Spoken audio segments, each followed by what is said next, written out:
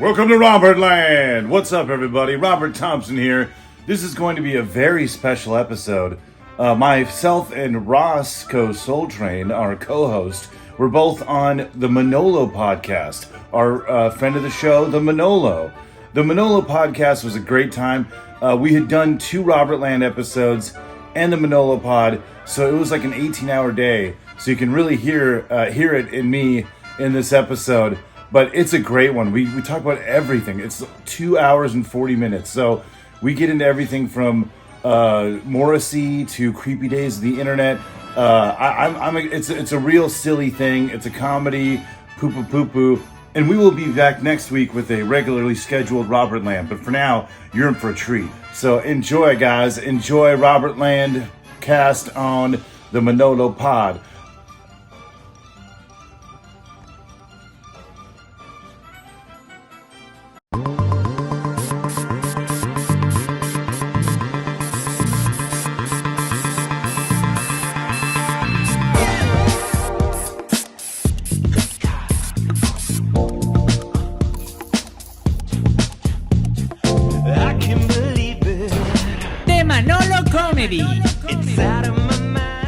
And yeah, welcome to the Manolo Pod number 10. I'm so excited today. I'm so happy because I'm with 2 of my 2 favorite people in the whole wide world. Yes, indeed, you can see right next to me is none other than Rossco Soletrain. How are you, buddy? Oh man, I feel like $1,000,000. I've eaten fried chicken and pizza today. We've eaten. And ice cream. Whew. Roscoe, I'm so happy because you're here, and I'm so happy because none other than our good friend, yes, you know him, Robert Thompson is in It's good to be back, Manolo. Yeah, dude. Hell yeah. Yeah, I want to be funny this time. Last time, I think I was a little... We had a lot of, like, real talk, which is good, but I was just, like, zonked. We were like, yeah, I don't know. I think we just had done 3 ounces of... horse tranquilizer. Ketamine. Nice. Yeah. Cool. So it was different, but it's good to be here. Thank you, Manolo. Is that a censored version? Did you guys include the butt stuff in that one? It's or always no? uncensored. Baby. Oh, nice. Yeah, Okay, yeah. cool. So it does have the butt Uncensored. stuff. That's great. Yeah. It's always uncensored. We were talking about trans porn. Nice. Yeah. Alex Jones's favorite. Is it true? Yeah, tell me about that. Is it real? Oh, yeah. I've heard... Well... You've heard or you saw? I did see someone send it to me, but he accidentally in one episode there was like a Bluetooth thing set up, and it showed his phone, and there was trans porn. Dude, that's awesome. On it, so it broadcasted. That's fucking on awesome. What's It. awesome? Trans porn? What would you call it? What's the appropriate way to call it? Because I think it is. Or Is it transgender porn? Yeah. Okay, but here's the thing. On the websites that would promote it. They call it something different. Yeah. They call it like It's kind of what my father used to call Yeah, it. it's like Exactly, old yeah. school. Yeah, she-male, transsexual. Yeah. Because it was different. It was never worded like transgender, where it's No. like it was more derogatory. It's, Sure. It's tranny porn. Is what Yeah, it says. Tranny That's porn. how it says. Yeah. That's how it says. That's how it's said on the porno sites. Or chicks with dicks. That was the thing. That was yeah. Or how did Ted say it? Like guys with tits. Yeah. Remember? He said, "There's no chicks with tits. It's just guys with tits." So, did they say that in TED? yeah. And Ted, wow. You've seen the I think TED it's a Talk? Mark Yeah, Wahlberg. TED Talk. It's the TED Talk. Ted. Yeah. I mean, I'm a scientist. Huh? Well, I was doing that joke on fucking my impression of Mark Wahlberg. On Zach's. Oh, you have On an Zach's impression? podcast, it's terrible. It's just like, I'm a scientist. I have a restaurant with my brother Donnie. Yeah. It's a terrible impression. No, it's not terrible I at think that's all. good. Yeah, it's like pretty much. Yeah, I'm a scientist. That's pretty much. It's not terrible at all. Have you guys seen any transvestite porn? Be honest. Nobody's watching. I love the vests in those films. The vests? Yeah. I've never watched any transsexual porn before. There's been times where you click on something, and you're like, oh, I didn't mean to click on that. Like, okay, and like, I've never like fully cranked it to a transsexual porno ever. So it's a no. Meatspin. Yeah, no. Meatspin.com. Not even like a. Is that really something? Is that a Meatspin? thing? Yeah, I know what you're talking. You know what you're I'm talking about? about, and I was going to go to It's that. like a close up of a male genitals, a penis, like flopping back and forth, and it clockwise yeah, sometimes, and right? if you watch it long enough, it says you are now gay or whatever. Oh, okay. But you know, do you guys remember? Do you guys remember heaven666.org? No. No, that's you kind of do, right? I don't know. That sounds. I'm very curious as to what Heaven 666. It does not exist no more, and here's the reason why. Heaven 666. You guys seen E-Fucked, right? Of course. Shout out E-Fucked. It's such a lovely site. No. I hate classic, that. baby. My brother and friends like love it because it's like basically the most disgusting porn bloopers. Okay. Like just horrible. They have the ET porn, which is absolutely traumatizing. It's like a paper mache head. And it it's How have I not heard about this? E-Fucked is a classic. Yeah, it's a classic. I mean, it's up there with like Gone with the Wind, and it's a Mad Mad World. There's my dad E-Fucked. grew up on it. My grandpa grew up on it. Yeah, I grew up on it, and I hope my kids grow up. There was one that I saw on E-Fucked that was really lovely. My brother showed me, and it was two they were like kind of thug fellas, and one guy had a white guys. No, but he had a pistol in another man's butthole, and he was like, "I own you now, bitch," and he was like jerking him off at the same time. It was really good. So we can swear on this podcast? Yes. Okay, good. Well, shit. Of course. So, but it was you learn something every day on E-Fucked. Shout out to our sponsors, E-Fucked. Yes. Wow. Wow. Yeah. No. Well, those sites though, like E-Fucked, kind of came later. But for me, I remember as a kid coming up with the internet, the one site that was infamous, and I'm pretty sure all of you guys know, was Rotten.com. Oh, of course. Rotten.com. That was gore. Was like disturbing. I never went on it. Yeah, I never wanted to, but I had friends that were so curious, and like had a picture of the late great Chris Farley, like dead. Oh, dude, I actually stumbled across a photo of Chris Farley. Like, I don't know if he was dead yet or if he was dead, but I looked. I made the wrong decision of looking up the last photo of Chris Farley alive. Oh shit! What was that? Yeah, because I was curious to see like what he looked like before at that time. Yeah, at the end, because I knew he was sweating or something, right? It's fucked up. No, what came up was pictures of Chris Farley dead. Yeah, and I'm like, oh shit! Like I don't know if he was dead, but it sure looked like he was dead, and I was like, that's awful. Because I mean, he was one of the best. Yeah. If not, laying on the autopsy table. No, he was on the ground. It was just, I think it was because there was a girl that took a bunch of photos of him when he was like on his last bender. Oh shit! Yeah, I never saw that. Yeah. So don't he look was it up. actually It's not partying. And he collapsed or what? Yeah, it's very, very sad. I think it's because like you out of curiosity, because we all love Chris Farley and you're just like curious about it. But it sucks because, dude, that can happen on Google. If you look up the wrong thing, it can happen. And I've done that too. Like, oh, what is a celebrity? Like, what did Kurt Cobain? Whatever, and they'll show like something fucked up, and you're like, oh, thanks. Yeah, it's not exactly what I wanted. There are no pictures of Kurt Cobain, his face like blown up. No. There's the pictures of his feet and of like the scene. It's weird. Paraphernalia on the side, right? Yeah, it was like a picture of like detectives or something took. Yeah. But you don't see that, thank God. But I mean, who knows? I'm sure it's out there. But the Chris Farley one was like disturbing because when he died, he was with a prostitute and she had left. And his last words are like, "Don't leave me." You know, he was like a lonely guy. Wow. So it's a very heavy, sad thing, sad, dude. But I fucking love Chris Farley. Yeah, Ron.com had gross shit. And I remember my friend was like, "Let's get revenge from them traumatizing us." So he was like, "I'm gonna hack them." Which I don't know anyone. Hack Rotten? Did you guys know any like hackers? Remember how much that was thrown around back in the day, like WizKid computer people? Did you guys know those people? I did. I knew a guy who knew how to write code back in the day who was making web pages, but nobody could hack nothing, you know? I remember there was a kid that I knew who, in the early days of Napster, or even before Napster, he could get you whatever you wanted as far as like movies, TV shows, albums. Like he would get you whatever you wanted. And I think it was because he was kind of a whiz kid a little bit. His parents had some money, so they got him like the top tier computer. And because he was so into the internet, they probably got him probably the fastest speed available at the time, which is probably nothing. Yeah. But he was the dude. Whenever you wanted any kind of media, you would go to him. And I graduated 2000. So this was like later 90s. Wow. So I remember like wanting like all of the Limp Bizkit albums, of course.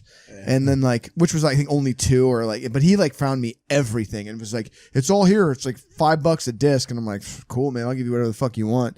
And that was also the same guy that gave me a copy of The Amazing Jekyll Brothers by Insane Clown Posse before it came out.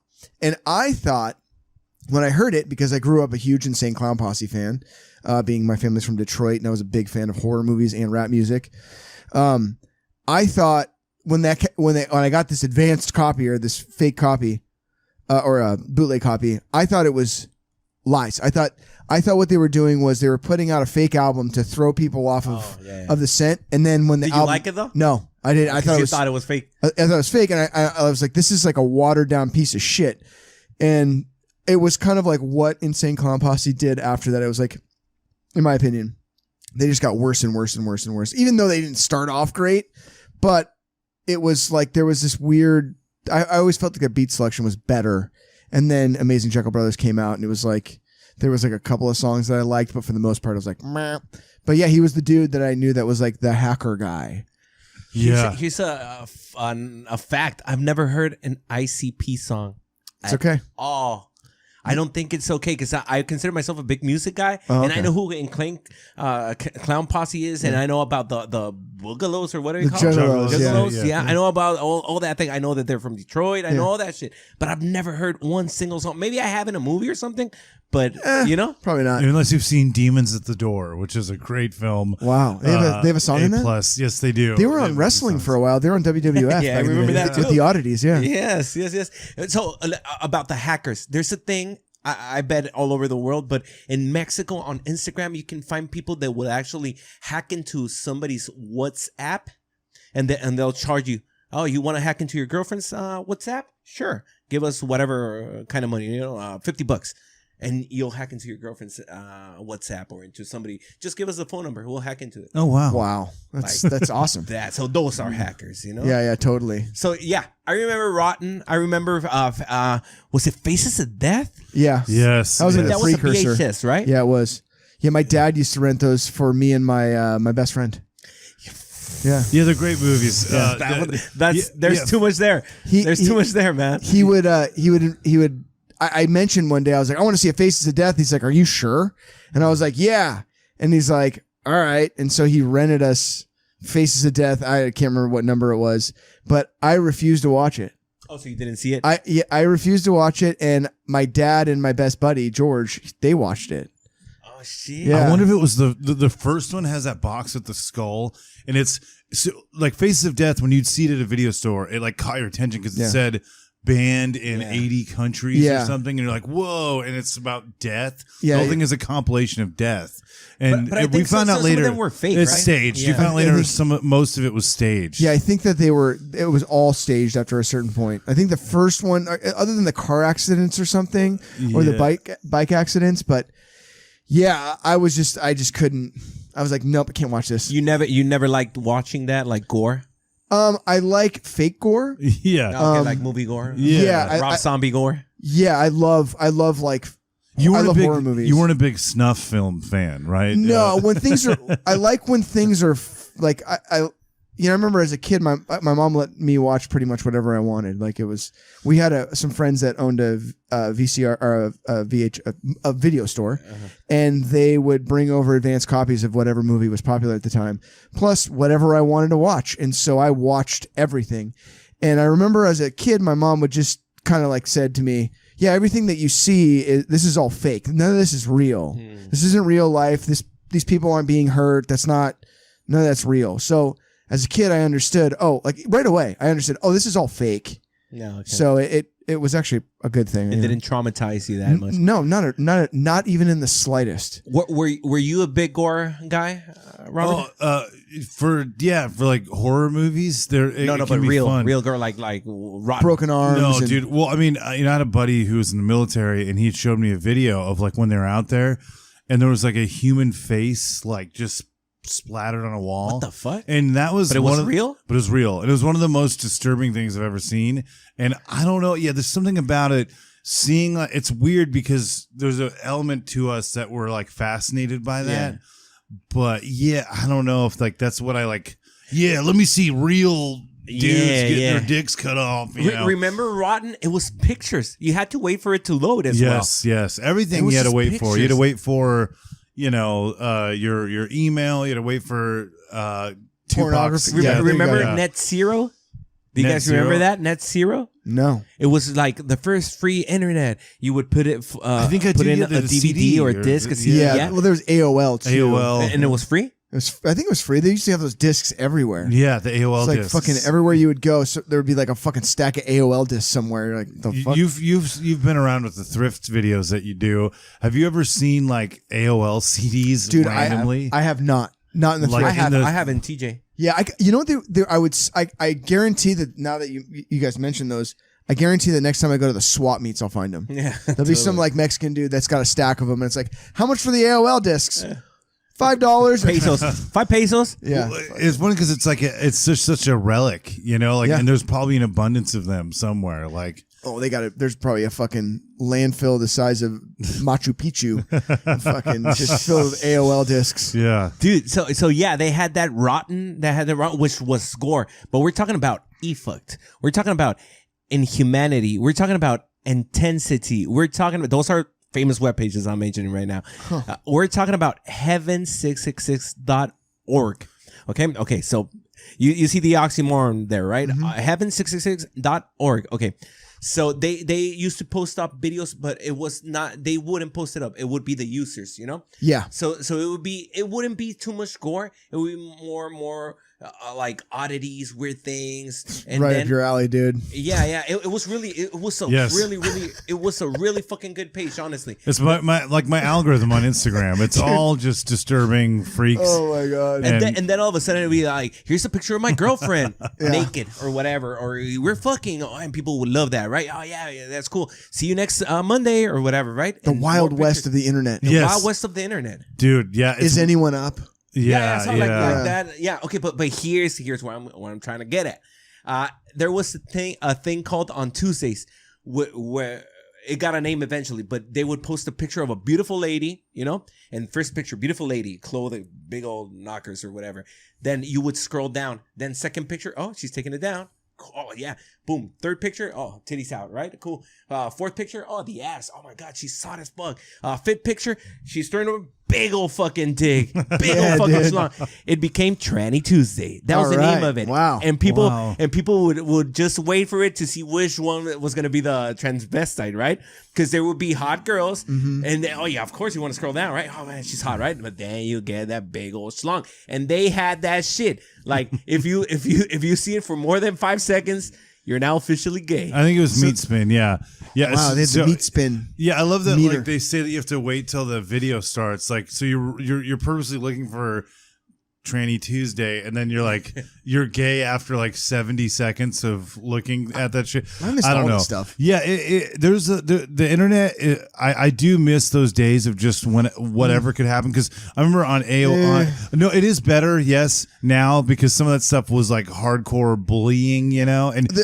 I mean, there was a lot more than that. Yeah. I have distinct memories of the early days of the internet when, especially talking about this kind of shit. Like, It's dark. I mean, yeah, dude. And like, I had a friend named Jason who was like, he's like, I got so much internet porn. It was like, whoa, sick. And like, he would have like just hard drives of internet porn. And it's like the stuff that was on there, like immediately would take like a dark turn. And you're like, oh, this is like this is not good. Because that's where I'm going to. It was bad. Okay, so Heaven 666, after all the years that fan base, the community, everything was cool. Every once in a while, you would get a donkey fucking a guy. Yeah. And boom, the site's down. Sorry, we'll see you next week or whatever because of this asshole, right? Yeah. And then somebody fucking posted, some asshole posted a kid. Yep. Shit like that. Yeah, I was gonna say You know? that's probably done. Yeah. Yeah. So That's the FBI cracked That's down. the- yeah. Which it's like, it sucks that these like dark corners still exist, because it's like, but I remember it being like very rampant. And I remember even things like Instant Messenger and how, do you remember AOL Instant Messenger? Yeah, of course. And that was kind of like the precursor to Friendster, or precursor to social media. High Five, MySpace, all that shit. Yeah, Yeah. all of it. And I remember like having conversations with people that they had no idea who you were, but you knew who they were.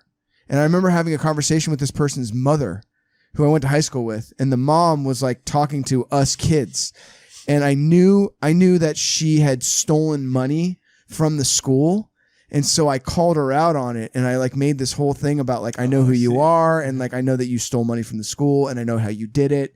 And I just like ripped this person a new asshole. It was a very, very strange time, and just like sending like just the worst shit like to people, like especially like when I was hanging out with this guy Jason, like there'd be other people on instant messenger like email me porno pictures, and Jason would be like, you got it.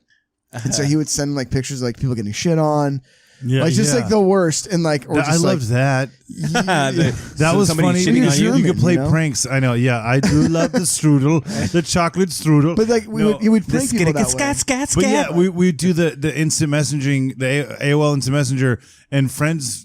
We'd send each other just like, hey, check out this band, website, and you could mask the name on there. You could change whatever. It'd be like coolpicture.com, and then they would send each other, shitcity.com with a girl giving a tour to BJ, or like lemonparty.org, This kind of shit, like honestly, like thinking like this is like a part of the internet that I've kind of forgot. And I just recently watched that Is Anyone Up documentary on Netflix.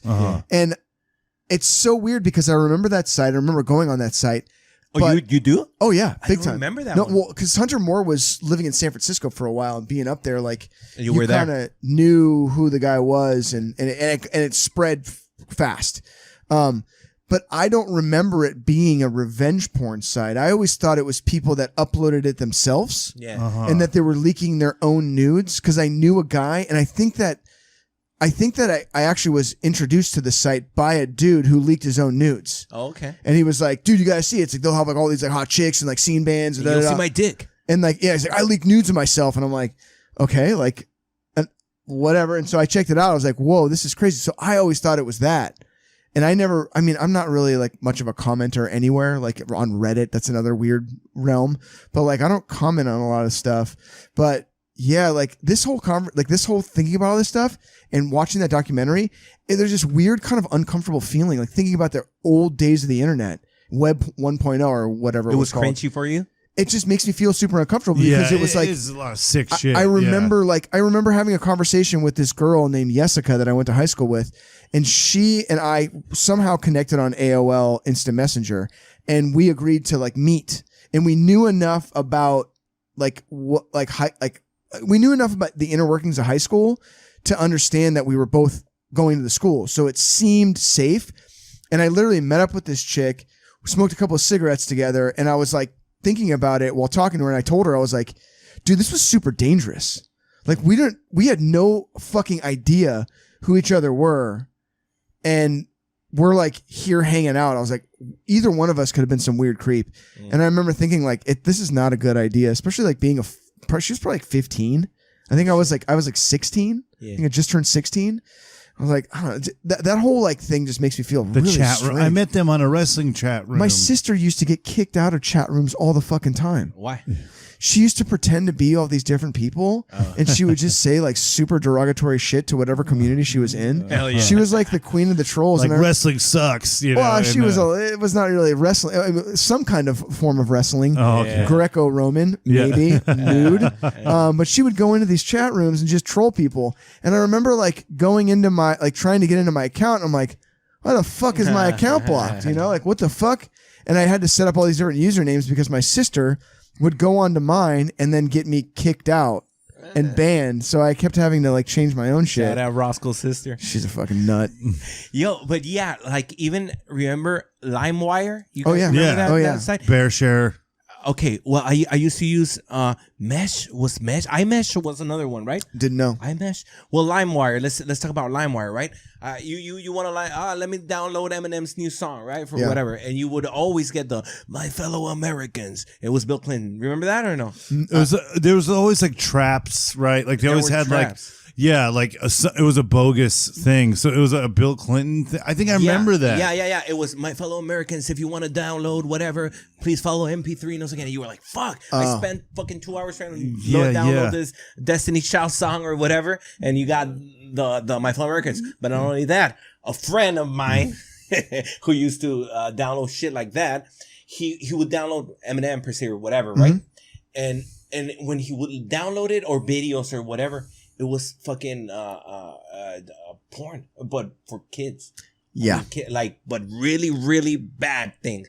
And then after that, there was there was a guy called Ray Gold. Okay. And then I saw a documentary on YouTube about that guy, which was a guy who was recording with kids and shit like that. And they eventually trapped him because he would be on the pictures or whatever, but he would morph his face. Whoa. And somehow the CIA or FBI or whoever, they were probably totally able to. It. Yeah. And they fucking got him. Thank God. Wow. Right? Where was he? I wonder where. I don't know. Is it American? Florida? I know. I was waiting for someone to say that, but I don't know. But I hope he's like in hell getting raped. But in Mexico, there's a lot of American citizens that go down there and fucking poverty's a motherfucker, you know?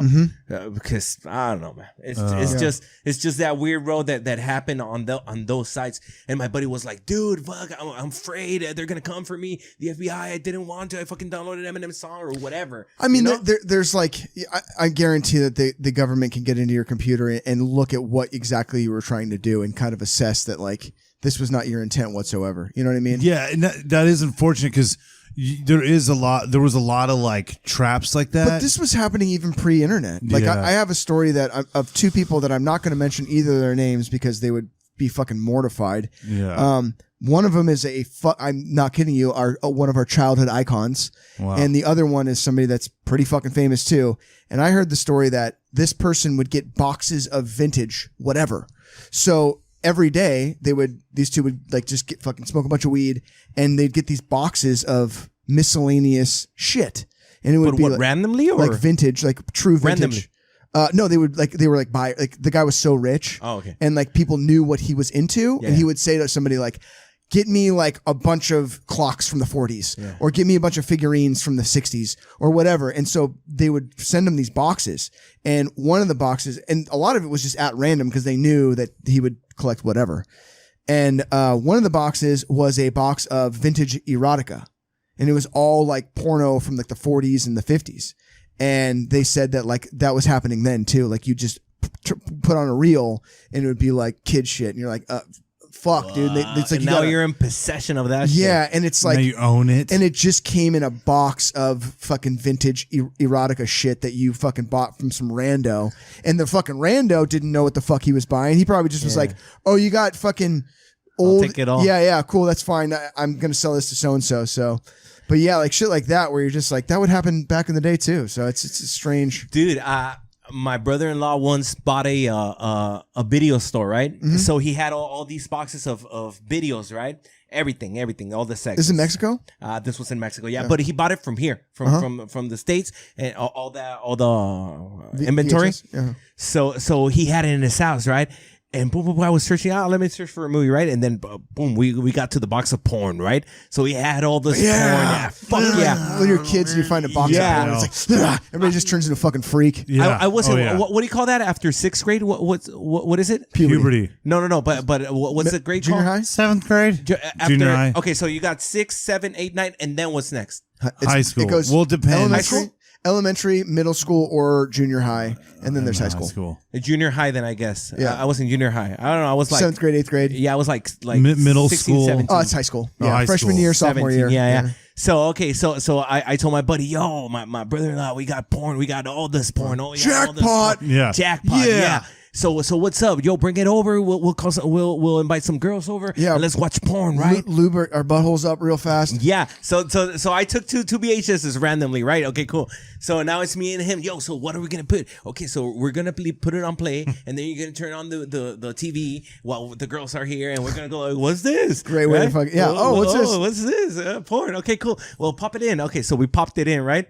And you're gonna like this one, buddy. You're gonna like this one. So we're watching, right? And then there's a guy fucking lifting weights, and then this other guy fucking walking outside and looks at him. He goes like, "Yo, you want me to spot you, bro? Yeah, sure. Okay, let me spot you." And he starts sucking his dick, right? Yeah. This guy and my buddy's and I go like, "What the fuck?" And then I see my buddy. My buddy's like, "What the fuck?" And he goes, "You're gonna like this one, like, dude." Fuck, I'm not gonna like school tomorrow, you know? Oh boy, yeah. Dude, Manolo was watching gay porn at my house. Yes. No, I Was it? Yeah, you were. Yes. I love that, dude. I had a similar experience. There's so many funny In the gym. Yeah, in the gym. Yeah, this guy. I love spotting. You know, Spot me, it's my bro. favorite thing to do. But there's so many fucking like weird. You know, I remember I downloaded one. It was gay porn, but it was like cowboys. And it was my like favorite. We're on the ranch together. Was this on LimeWire? It was on LimeWire Oh, or yeah. BearShare, but yeah, that's bound to happen. I But mean, what was the title? I think Cowboy game porn? No, I think it was No? like Oh. I think it was like Mavericks or something. You were just trying to download a My Chemical Romance Yeah, video. You're yeah. like, fuck. I never had that problem with anything on LimeWire ever because I was always downloading the most obscure bullshit, like the entire Slackers fucking catalog or like the Shins. The Slackers are a ska band from New York. yeah. Just like or I'd like download like the Shins or fucking like I was always downloading stuff that no one really was like the people that were gonna put it up. Yeah, Eminem, Destiny's Yeah, Child. I wasn't downloading that. I was always downloading like really obscure stuff. But you know, one thing that I came across during those time periods, because this is like when people were starting to like produce DVDs on their own. Like bands would like come out with a DVD, you know, like early video. like that was kind of like the next evolution. I don't even remember that. Yeah, Dude, it bands was, always had that. it was Yeah. sick. Like all of a sudden, it just became like to produce a DVD of your band you were stuff. doing it. You could kind of do it, you know. Like you would have like somebody would put a little money together, and you'd know an editor, so you'd film a music video that was decent, and then you would just have like clips on somebody's freaking what were those cameras? Flip cams. Oh yeah, A flip camera, is that what they were called? Yeah. People would have like flip cameras in the early 2000s, and like that was like like oh, this is so cool, and then they would put out DVDs. So it'd be like these random. I actually got one over there of a Disneyland ride that came out in 2001 that was a total fucking piece of shit, but somebody made their own clip DVD fucking thing. I don't remember that at all. You had one in your band? I wish we did, but we never had any video at all. But there was always somebody that was like really like good with that shit, and they would put these things out. Hell yeah. I can't remember what kind of point I was bringing with that, but like the early days of DVDs were fucking DVDs. well, just like even the early days of DVDs were really cool because it was this new medium that came out and you could fit a bunch of shit on there. Man, I remember that also when I was younger, my sister had a DVD player, but it was big ass discs like this. Oh, You guys Laserdisc. remember this? Yeah, laser discs. It was just like a fucking. It looked like vinyl, but it was a DVD. Yeah, Laserdisc. Yeah, Laserdisc. Yeah, Yeah, They're huge. that was it wasn't around for terribly long. No, it really wasn't. They were like because the quality of it was better than VHS, but it was still not that fucking was not that good. It wasn't that convenient. It Well, was they were skip. vinyl. It would get stuck. I remember. All Yeah, that and then stuff. you had to flip the discs. I actually have a Yeah. Yeah, you had to flip Middle them. of the movie, and you had to turn it around. I That's have a so copy funny. of Under Siege on Under Laserdisc. Yeah. Siege. That's awesome. Steven Seagal. Dude, yeah, you know what's funny is before we totally rid of that subject, but there was a bit I did on Kill Tony when I bombed in front of Too Short. Yeah. I was a little there. too Adderalled up. I was talking about staying home to look at porn when I was 14 when everyone else went to see Lord of the Rings. I'm like, yeah, I'm not feeling so good because there's a kid that was like bootlegging porn, right? And I was like, yeah, and so I had my CD or whatever, and I was like watching it, and then I was like, no one's here. Let me explore on the internet. And then there was a lot of pop-ups. Oh, yeah. That would happen, and so you're on a site that's normal, but then a bunch of pop-ups come, and they would get worse and worse. Yeah. It'd be like grandma porn, and before I knew it, it was a pop-up, and I could see there's a bunch of squares in the middle. It looked like an orangutan on top of a woman, and I just remember being fucking horrified. Like my boner went inverted. I cursed the computer, That's actually and then not true. Now I just She have came instantly. yeah,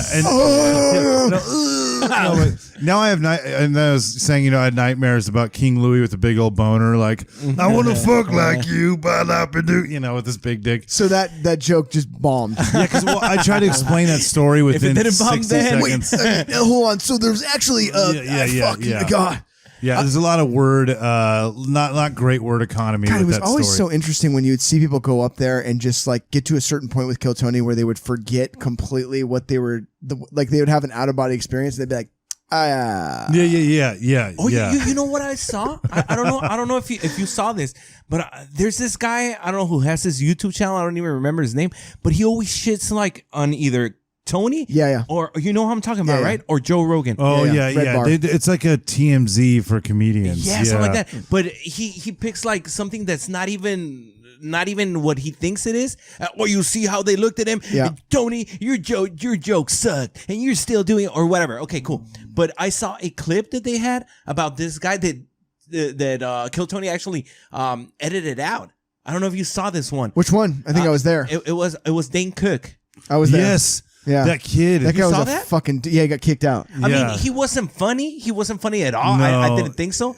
But, So what did he... I can't remember what he did to get himself kicked out, but he really...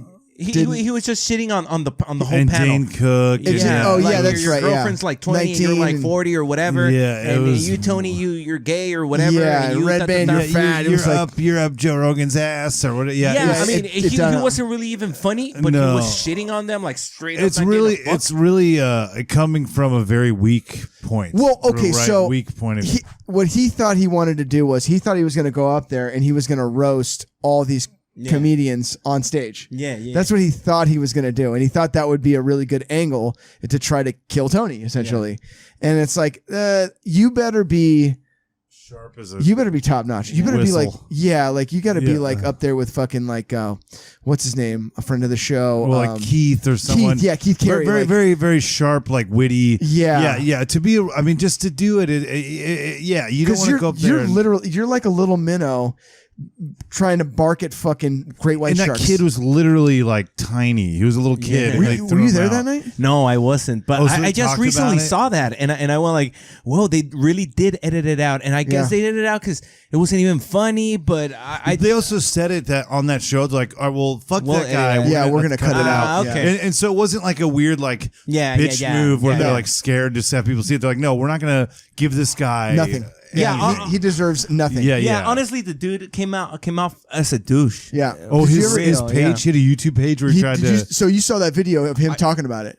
I saw that TMC video. Like, see, Tony, you're not all that or whatever. This guy, I don't know why he shits on them. But, but he shits on them. yeah, Because that's he was trying. He thought he was going to just go up there and absolutely murder, and it just did not. It did not work out for the kid at all. And then he was saying other dumb shit. Like he wouldn't stop. Like he was just kind of like. He just was so unfunny and so ridiculous. They're just like, okay, we're not getting anywhere. And Dane was like not happy with that at all. And Dane seemed like a super nice guy. Like the show. Other than that, was like he was super cool to everybody. Well, and I was walking back to my car because when I park at the Comedy Store, I usually park over by the Pink Dot because there's that lot back there. Yeah. So I was walking back, and Dane Cook was like walking like in the next group of people with me. Yeah. And there was a bunch of fans that were coming up and like talking to him, and he talked to every single one of them like they were his old buddy.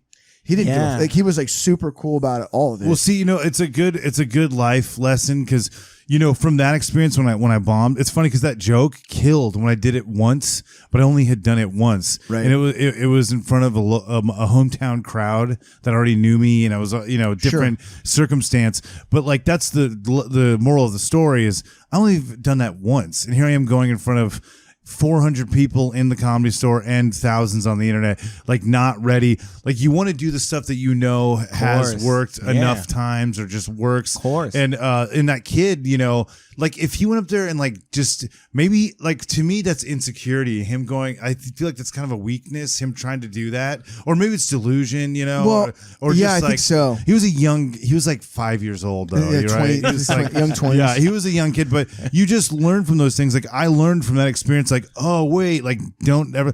Then during the pandemic, we like got back on and rocked it, but. Yeah. It's one of those things that it hits you in the balls, and that kid, I mean that it wasn't a good look because it wasn't. He wasn't winning anyone over. Yeah, No, exactly. Nobody. Or himself. Nobody. It's like, why waste the time? Why don't you just, if you're funny, go try be it. funny. Well, even when I Right? saw his video where he was talking about it and how they're all assholes and he made a video. Yeah, of that. there's I didn't see that video. It was like a I saw the manifesto. TMZ video. Yeah. I watched that and it was like, it's like, bro, you were, it's like, he's like one of those people, like you can't even tell him. Like I understand if you were to like the next day put out a video and you're like, yeah, I had this whole idea in my head that I was going to go Yeah. up there and like, I was going to roast all of them because that's what they do. They roast. And so I wanted to like do that. Yeah. And it totally backfired. And then I kept trying to dig myself out of the hole, and I just was like in this fucking character, and I feel like different story. You know, it's like that, like understanding and admitting like that you were wrong or what you were trying to do and explaining and how it fucked up and admitting how bad it bombed. That would be like respectful, but he didn't. He was just like, fuck them and blah, blah, blah. It's like, no, you didn't. You're not going to learn any lessons. Like you or your lessons that you're going to learn are going to be very difficult. Yes. So you your lesson was just try be and do something prepared. solid, yeah, right? and just have be in a good space when you want to go up there, and like people kind of just they'll go up even if they're not prepared. I think that you get bit because when you get that just that rush from going up there and doing well, it's just like, yeah, this is awesome, and I got to be seen in front of all the. You have to just really mind your P's, like you gotta just be ready. You know what I mean?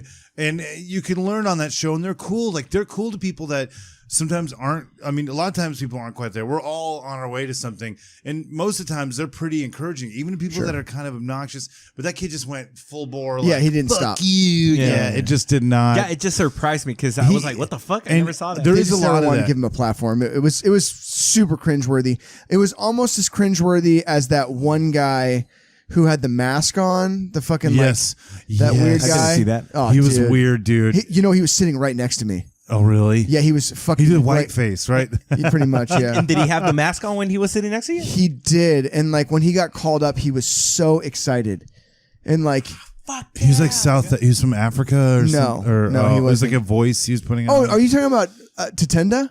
Oh, was it Tatenda? Who did Whiteface? Yeah, did whiteface. Oh, that guy's great. He did like experimental stuff. He was kinda. awesome. He did Okay. characters when he did fucking Scorpio. Get over here! Oh yeah, that was funny. he was funny. Yeah, like, Yeah. but yeah, he did. I don't think Which the guy are Whiteface you did. talking about? There was another guy that wore a mask. He had long hair. He was like this weird goth kid, kind of my like a God. juggalo. Super annoying, and he was Yes. doing those weird noises.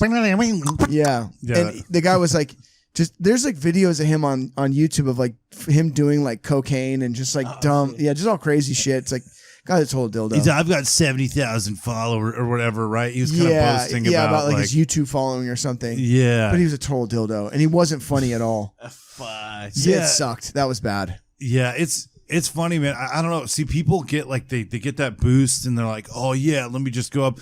And it's good just to like, learn from those things. And I don't know. It's good. It's good sometimes to fail, and some people just, they like even the roast thing. Like you're saying, like a lot of people just see that example, and then they just like run with it. Like, oh, I could do what Jeff Ross does, I mean, yeah. You know, because like thinking about Kill Tony, like I've seen you both like live on Kill Tony. Live? You saw me live? I saw you live. Oh shit. Yeah. I saw you when you did the Sublime song. Oh hell yeah. Yeah, Badfish, right? Yeah.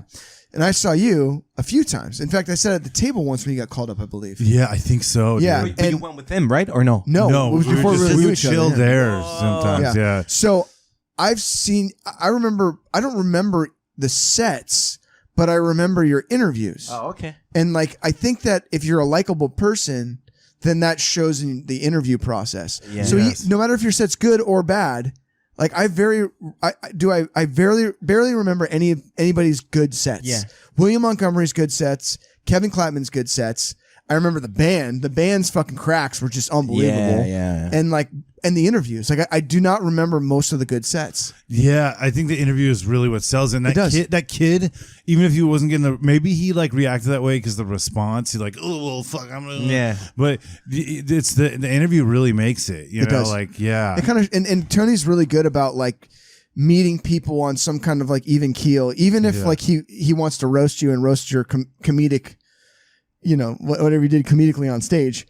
He'll roast you, but at the same time, like there is a moment where he turns and starts asking you questions about you, and like, and he'll go deep, and I do appreciate that. Yeah. I love it too. Yeah. Yeah. And He is it a cocky true. fucker. Yeah, but I think that's. You see, I've seen a couple of comics like that in Mexico as well, which are, I think this is a word, like non-threatening, Sure. physically, or visually. Yeah. But man, they got that skill, and it works out for them. Because I've seen a comic in TJ that people laughing. He goes, "Shut up," and I don't give a fuck, and people ha ha ha, and fuck you ha ha ha. People laugh, and I'm like, what? I couldn't pull that off. 'Cause I'm threatening. Yeah, I know. Yeah, I think. Well, yeah, because like smaller dudes, I think you have to have more of like a.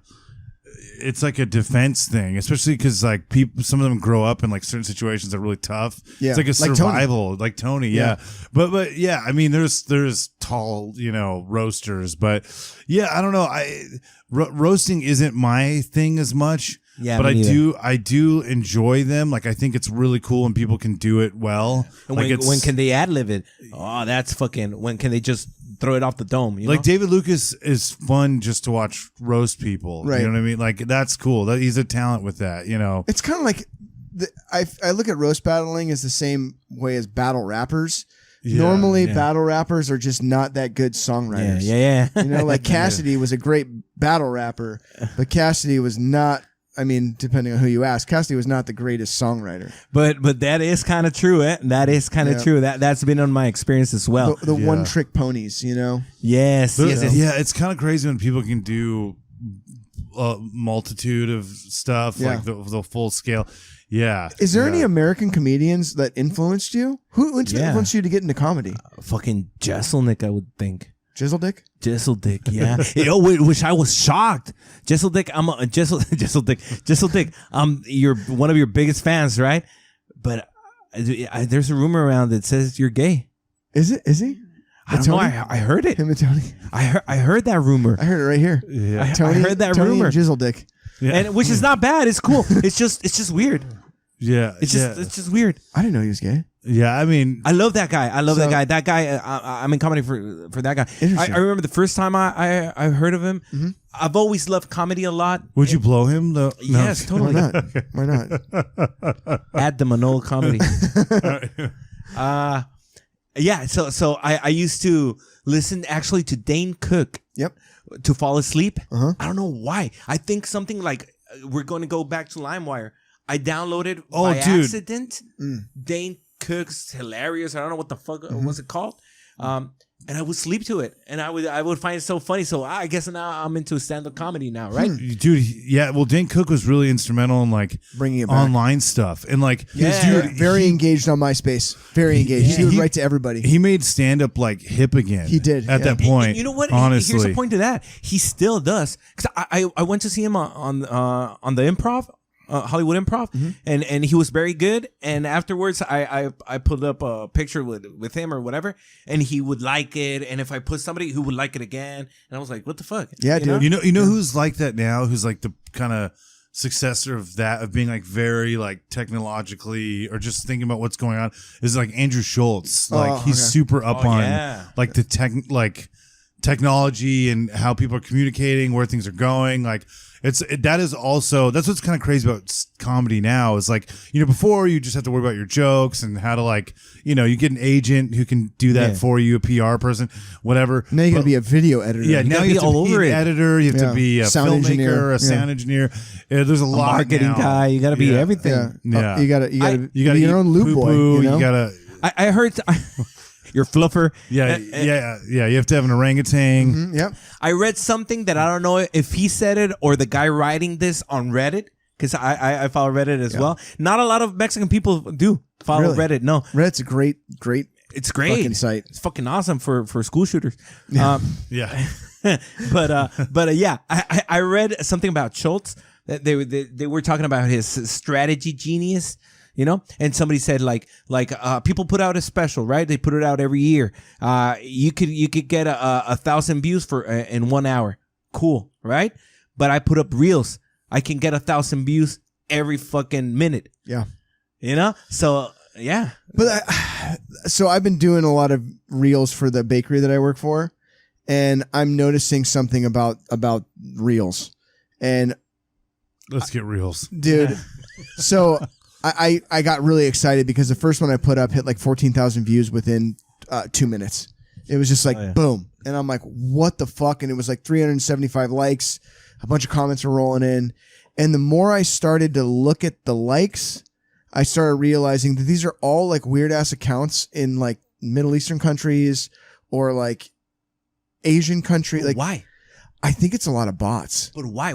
They love bakeries. I think it's like either bakery or like the tags that I was. It's not even the tags that I'm putting on. It's just I think that Instagram will just like squirt out things they think that are kind of a general thing, and baked goods being one of them, because Instagram can understand it. They know exactly what's in a photo or a video when you post it.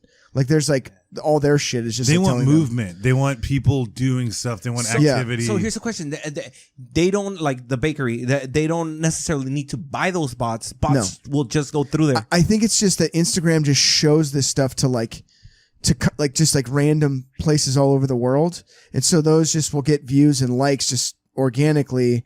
And a lot of it's just like bullshit bots. And so I had to tell the owners, I was like, listen, I know I was excited about Reels and stuff, but at the same time, like, these aren't coming from people in Sonoma County. They're not going to buy your bread. These aren't coming from California. These are coming from like randos all over the world. Like, it's not doing us any good other than if somebody clicks on the fucking page, I can be like, oh, well, the view counts on the fucking Reels that I put up are in the 10,000 range. Hello, I would love some of your bread.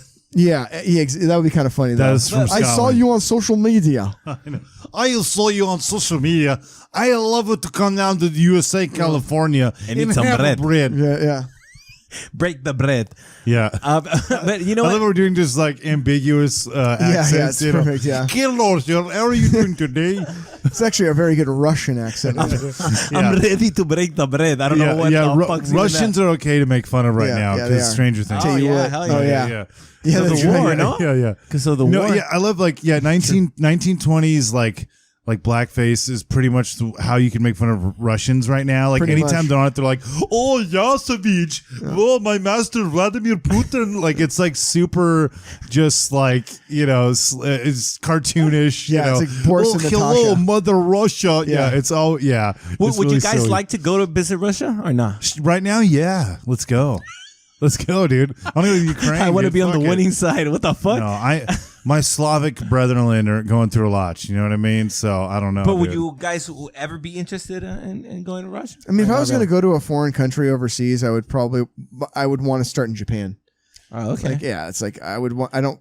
Tokyo. I have no interest in going to any other country than Japan. It's very strange. I've been there. Have you? Yeah. Really? Narita. There's actually a flight that goes straight from Tijuana to Narita, Japan. Wow. Is that why there's so many Mexicans that are big anime fans? That straight flight? I do not get that. It's fucking wild. It's wild. Well, it's just a big thing now to be. But there's like a weird. There's like thing with like Mexican kids. It's not even Latin. It's Mexicans. Yeah. Mexicans. Mexicans. Yeah. And they love anime. And my buddy Dave owns this store up in Santa Rosa, and it's in the neighborhood's a predominantly Hispanic neighborhood. And Dave will have all these weird, like, little posters that are kind of holographic, and they're the cheesiest fucking things. And he sells them for $8 a piece, and he'll have stacks of them, and you'll just see the kids like coming in there and buying these fucking things. Here's your poster of hentai, Ricardo. It's so what weird. The fuck? Yeah, hentai, and that's not the same thing, right? It's so strange. It's always funny, like when I meet kids that are or not even kids, like people in their 20s, like young 20s, and they're like. They've been raised on anime since they were little kids. That's crazy. And they're just like, that's all they watch, and all their sensibilities they're hooked. And they'll defend it too. They do anime like expression. You dumbass. It's not Orakutu or whatever. It's Kurakuta or whatever. They'll explain the stories to you in like these in-depth detail. You're like, how... The English translation of this shit, it's so fucking warped. How are you getting, or even the Spanish translation? No, and they get it in Spanish too. Oh yeah, totally. They be talking in Spanish and shit. It's like, what the fuck? But yeah, it's a very strange phenomenon. But yeah, it's like Mexicans and Morrissey. Mexicans love, but Yes, it's God. Morrissey's God. Yeah. Hello. That better be. What was it? Yeah, one time I got the pleasure of seeing Morrissey. You did? Coachella. At Coachella, and there was like a kebab stand. Oh yeah, with his favorite. Yeah, with a Muppet cartoon fella with a chef hat making kebabs. Happy dandy. That's fucking perfect for Morrissey because Morrissey sings like Kermit the Frog. He has that like the rainbow. Why does he do that? A fucking asshole. No, I never thought of it that way. No, the best thing about him, Kermit. Somebody better do a fucking cartoon singing "I'm so sorry" or whatever, right? Fucking guy, dude. Well, the best thing is he's notorious for canceling shows, right? Yeah, he's a big prima donna. And so he has a big thing about like, there'll be no meat sold within 40 feet of where I'm playing. Yeah. And there was like a random kebab guy that I swear to God. Didn't get the memo? Like, who's like, like making kebabs. But it was like in the middle of the like barricade to the stage. And I'm like, what the fuck? Like, who could even get to this guy? Like, I felt like it was there. It was weird. So the smoke was directly blowing into Morrissey's face. So he's like coming out and it was like, this charming man, dun, dun, dun. And all of a sudden he's all, like he was like melting, and then he disappeared for like 5 minutes, and then he came back and he's like, you could tell they probably all pleaded with him or something. So funny to me, he's like, there better be human flesh. Yeah, and he's all, I can't bear it. Like, it was so funny. But how did he cover up? Yeah, he's all, it was like Phantom of the Opera, like drama, like he's all, that's so funny. That better be human flesh. Yeah. So I guess he, in my hometown, he played a show at the Phoenix. You hate him, right? I can tell. I hate Morrissey. Yeah, I fucking hate him. I don't like the way he sings, number one. Like, it just drives me nuts. Like Kermit. Fucking hand and glove. Shut the it's like. But he knows the songs, dude. I do. Yeah. But like, so that bothers me. But when he showed up to my hometown, and in Morrissey's defense, he's kind of right, but not at this crowd. So apparently he was a total prima donna. I guess there wasn't that many people at the show, but he refused to go on without a barricade. So they had to find a barricade last minute. Okay. So then the barricade went up, and he immediately goes on stage and calls everybody in the town a bunch of fucking hillbilly creep fucking weirdos. What? Just insults everybody, and people were fucking pissed, and they were trying to jump over the balcony and kick his ass. So he ended up not playing. It was like this really quick fucking thing, yeah. And like, I don't think he refunded anybody's tickets. Like, it was a whole fucking thing. And wow, you bunch of hillbillies. Yeah, it was just like, that was he actually came down. When was it? Like, I'm thinking 2007 maybe or 8. Came down to TJ. Yeah, and played a show on TJ. And there's TJ, probably fucking 500,000 people just there. Sold out. Was that like a soccer stadium? Why do we love him, man? I love him. Why do we love him? He's like a romantic, you know what I mean? I don't know. He's kind of very interesting. It's a very interesting He's thing. An asexual romantic. And it's also like, I found that during the scene era, that like the Mexican scene culture was like fucking. What is that scene? Scene music was like early 2000s, like My Chemical Romance, or like a lot of like those emo, bands. no? Emo, yeah, totally. Yeah. And like all that stuff was like it was like the kids of the parents that grew up with loving Morrissey. Now they were having these 15-year-old kids. And they Girlfriend were all in a coma. Yeah, they were all like loving all these emo songs. I'm on life support. My grandma's dead. Whatever. I was thinking for a second. I was like, is that a real Morrissey song? A girlfriend in a coma. Girlfriend in a coma. Oh fuck, dude. Girlfriend in a coma. Ketamine for breakfast. Yeah, just really upbeat. You know. But he's not gay apparently, right? I think he is, but he's asexual. Says, I love cock. You've heard that one or no? Yes. Yeah. It's a good one. They all go that way, right? Yeah, I Bob's don't know. big boy. Oh yeah. Yeah, it's funny, man. He's an interesting. I remember The Simpsons actually parodied him recently for some reason, which shows how relevant The Simpsons have been. I haven't watched Simpsons in years. I love The Simpsons so much, but it's so weird. It's still on right now. Isn't that wild? And it's crazy because there's always footage on his video clips or whatever live. And there's always Mexicans hanging on to him. And he's like, oh, they're all dramatic. Like dude. All dramatic. I wonder if that's why Drake Bell was really trying to break into the Hispanic market. Yeah, maybe. He was like, there's a gap for me with Morrissey, so I can get right in there. That guy's a fucking creep. You ever seen that Drake guy? Bell? I don't even know who that is. Is it Drake Josh Campagna? Drake? Josh and Drake and Josh. You're talking about those guys? Yeah, that guy. They're like older than all of us now somehow. No, it's like 55. He's older. Fuck it. He's older. So it's interesting because there was a guy that I knew who produced a lot of his records, Drake Bell. And he said that, like, he's like, I love that guy. He's great. And then I've heard all kinds of just like the worst fucking stories about this guy.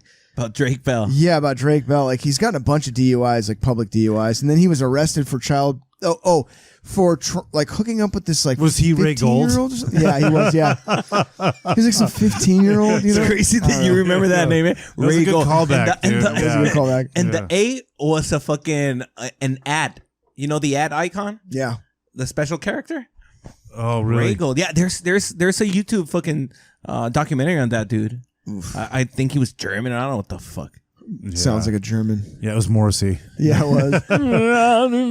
That better be kid flesh. Yeah. Oh, dude. my God. Oh man. Well, that was a good way to.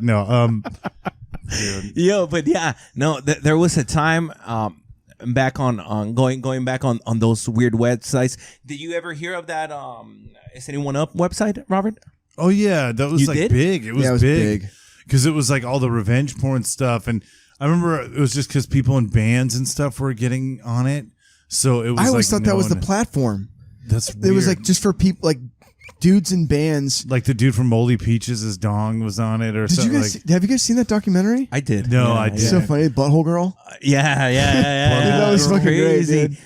She was owning that shit for a while. Yeah, and now she's I'm repented. Butthole Girl. Yeah. Now she's repented, and the crazy thing is this I don't know if OCD lady fucking just wouldn't let it go. Or she would not let it go. She was this lady of one of the girls whose nudes were leaked. The mom. Yeah, so they weren't even leaked. It was Hunter Moore and this dude were hacking into freaking random emails, and this girl was put on there, and her mom was like, "Fuck this, I'm going fucking full throttle," and ended up. It's funny because she kind of changed a lot of like Yes. that was kind of what started a lot of.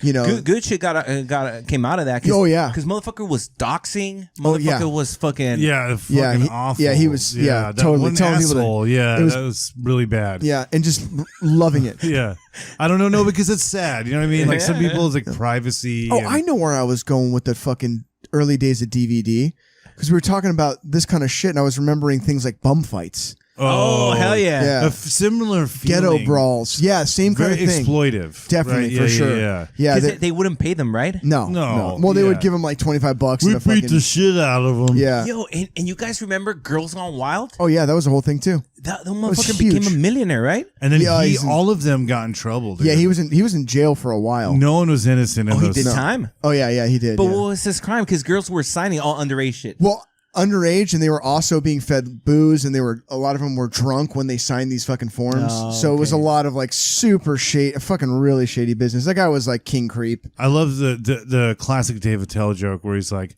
"Somewhere right now, girls are going wild." That's fucking great. But you remember those infomercials? Yes. Oh yeah, they I were remember everywhere. that with my band, I said, yo, we got to do infomercials for our music. Just like that.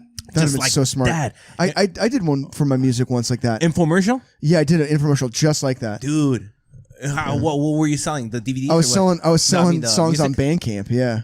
And I was like, Bandcamp. but wait, there's more. Like all that shit. I was like, and it was funny because And I was putting like, it up late night and all that? I was like in a park and I was like, no, I would just put it on YouTube, but like I was in a hell park, I was like on a swing, and then I was like dancing in flowers, and then I was like digging through trashes and like waving and all this like ridiculous shit. There was a pumpkin that had like a hole in the back, and I like came up and like zipped my pants up Hell and yeah. focused on the hole in the pumpkin, like just dumb shit like that. Of just like it was like a kind of like Girls Gone. I was like trying to like emulate the Girls Gone Wild style, as well as like the early infomercials of in the 80s and 90s of Yeah, like, yeah. have you heard Rockin' in the 80s? Like the stupid ass. Like, yeah. those were great commercials too. But yeah, Have there you was heard of lemonparty.org? yeah. Have you heard of Ray Gold? One guy, one jar. But a lot of those like DVDs were like really there was another one that my rap group was in called Ghetto Brawls, and it was all these fights in the San Francisco Bay Area of like people in the ghetto brawling, and Like that Raiders fucking the Raiders 49ers fight was like brutal. I don't know. I There's didn't a lot see of it. those. Oh, Oh, yeah. speaking of that, there was like, I don't know, fucking 5 months ago, right? Like Raiders, whatever fight, people get really protective about their teams, right? Oh, yeah. Well, in Mexico and all Latin America, soccer is big the thing, time right? soccer hooligans. Okay, so in Mexico, it was Guadalajara. You know Guadalajara, right? You heard of Guadalajara? There's a team called Atlas against, I don't know what other team or whatever. So they got into a fight, right? A brawl. But the brawl got out of hand. Did you hear about this? Do you know about No. this? Do you hear about it? Okay. you know this? You know this? Well, there was like 16 people killed. There's videos of people fucking straight up getting other people naked, fucking stomping their faces. There's videos on the internet. I mean, like, I couldn't even fucking understand. I couldn't comprehend, like, Over why. soccer. Over soccer. Do you think there's like children at the game? Like, yeah, there's family, there's everything. Yeah. There's old ladies, there's the videos up online, and it was a big news or whatever. And so the dollar's up again. Yeah, people don't look at that. The dollar's up again. That's wild. Oh my God. That's like Disney. There was another fight recently. Yeah, in line. Where was it? I think it was Disney World. Disney Magic Kingdom. Guys slapping girls and shit like that, right? That one, yeah, was wild. We talked about that. There was a pretty bad brawl in Toontown. Yeah, that was because Toontown is getting gentrified now for a reason. No, it was pretty bad though. The guy slapping his sister or whatever the fuck. Yeah, whatever was going on. Yeah, and then they got banned. But what was the Magic Kingdom like a one? Family brawl between two families in line, and I guess the lines. I don't know if you've been to Disneyland anytime in the last like year. No, not a year. The lines are like fucked. Like, oh, really? Yeah. As soon as there's a lot of problems at Disneyland, but they don't. It's against their business model to fix the problems because it incentivizes people to get their add-on services and to pay for all these. Because it's like it'll be $28 a day if you want to ride the Star Wars ride as well as get the Genie Plus service. But what it does is the Genie Plus gives you tips on where to go if there's a line. Oh, you're waiting for this line here. Why don't you go over to this line? It's only 20 minutes. Well, what that does is it takes that 20-minute wait time and immediately jumps it up to 45 to an hour to 2 hours. And Disneyland is not quite good about changing their times now. So what we'll say, oh, it's a 40-minute wait to ride Peter Pan. And you look at the line, you're like, that's a fucking 2-hour wait. Oh, okay. Damn. And then you're waiting there for 2 hours and you're like, oh, it's at 40 minutes. Are there any passes like fucking straight front of the line pass or no? There is now. Oh, okay. Lightning $100. Right. Yeah, but the thing is, it's $20 to start, and you still got to wait a little bit. But what it does, those now are just pushing the wait times way fucking far behind. Mm-hmm. So it's kind of like a miserable experience. So naturally, when you have fucking people in the Florida sun baking in line for 45 minutes and somebody's talking about their fucking butthole or dick's itching, somebody's going to get a little pissed off and you're going to have a family brawl. Family brawl. In fact, I feel I've gotten yelled at a few times in line at Disneyland for my language. Oh, really? Yeah, a few times. Yeah, there are kids here. Yeah, totally. Like I've been told that. Like watch your language a lot. Like, you cannot say gay. Exactly. Yeah, getting fucked in the ass by a rhino. I think that's when I got cut off. Excuse me, sir. I'm like, yeah. There are kids here. I'm like, okay, and like, your language. I'm like, sure. Like, fuck off. You know, a lady in a supermarket also told me that one time. Your language, sir. I was like, what? No Spanish. And I was like, oh, no sorry. Spanish? Yeah. What? Mexican. No kidding. No, you're joking. Dude. Wow. Yeah, what year I was like, dude, what the fuck? Where were you? 1950? Like, yeah, it's Texas? It's Tejas. Yeah. Tell you what. I know you don't speak Spanish here in San Juan, whatever. Capistrano. Yeah. Yeah. Let me tell you what, here in southern Orange County. Yeah, here in Santa Ana, you do not speak Spanish. We're changing this place all around. That's not allowed anymore. Go back to your country. I can't understand you. Fucking pieces. Here in Las Cruces, we do not like your continent. I used to get like racist trolls on my YouTube page. Racist? What would they tell you? They would tell me I was a beaner, and like one guy said I was a Tijuana taco bender. I was also told that I was a gang member. It was really interesting. What if you were a Tijuana taco? How long ago was this? This was years ago when I first started doing YouTube. And people would do shit like that. Well, no, everybody thought I was Mexican. Yeah. So they would write me all these racist Mexican comments, and I had like a little mustache, like just this little tiny mustache. The Cantinflas mustache. Yeah, just a zip, zip. And I can't grow any hair in the middle, so I just had that and a little soul patch. We call it the inverted Hitler. Is that what it's called? Yeah, when you can't grow in the middle. I can't. Well, you could be a conquistador, dude. You're Spanish, you know. Yeah. But yeah, I used to get all kinds of like fucking people that would just say like racist. What if you were actually a Mexican Tijuana taco bender? I know. You're a Tijuana taco bender. How'd you know? What would you say? Like, yeah. Say, come visit me. Yeah. That was also Morrissey. Yeah, it was. Oh. You Tijuana. They better be made of human meat. Yeah, did you pick cherries today? No. He's like super racist. I wish Morrissey would do a cover of Rainbow Connection. That would be fucking great. Rainbow Connection. I know. It's not the same as reading Rainbow, right? No. Rainbow Connection? Rainbow Connection was a Kermit the Frog song. Oh, shit. That'd be fucking that'd awesome. be weird if, Morrissey's just super all right, you know. He would be. Skulls are shaped. No, I don't know. He'd Yeah. be like, Trump, I didn't like everything you had to say, but there was a lot of things that he was right on about. Sandy Hook never happened. So Alex Jones is into transvestite porn. Is, yeah. Dude, we've covered a lot on the podcast today. It's pretty amazing. This is what I was thinking, because they were bum fights, right? Bum fights. I'm pretty sure pretty sure if somebody would put out restaurant fights or family feud fights or whatever, there's a niche and there's some market for all that dude, shit. If I opened up Instagram right now and I just the suggested reels would be somebody fighting and titties. Like there would be two of those. Somebody fighting there. titties. Yeah. And then it'd be somebody getting their hair cut. And that would be like 3 of the tiles that would show up. It would always be that. It'd be always a fucking restaurant fight, always titties, and and I'm like, I don't even really look at titties on Instagram. Roscoe, would you watch a video of somebody fighting titties? Sure, why not? I love while getting their hair that cut. fucking Fight Club. That scene in Kingpin. Did you ever see Kingpin?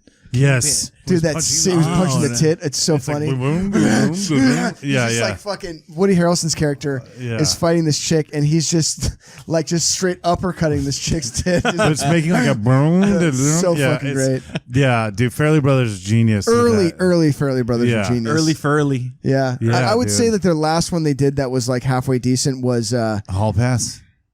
I would go as far as what was the one together when they were like Siamese twins? Oh, Stuck on You. Stuck on You was like probably I like when the they Three Stooges too. Actually, that was funny. I like Will Sasso, dude. And He I like killed it, dude. Yeah, he's Will Sasso's great. What happened to him? Is he still around? Or? Yeah, Will Sasso's great, yeah. He's doing a lot of like stand-up. He has a podcast. He should be doing stand-up. He doesn't do stand-up. He won't do it, but he's so funny. Oh, He's he so doesn't do stand-up? No, he doesn't. No, he's an improv guy. Yeah, but he's Mad TV. Yeah, I remember him. Hilarious, man. One of the funniest people. Sasso, one of the guys that dude.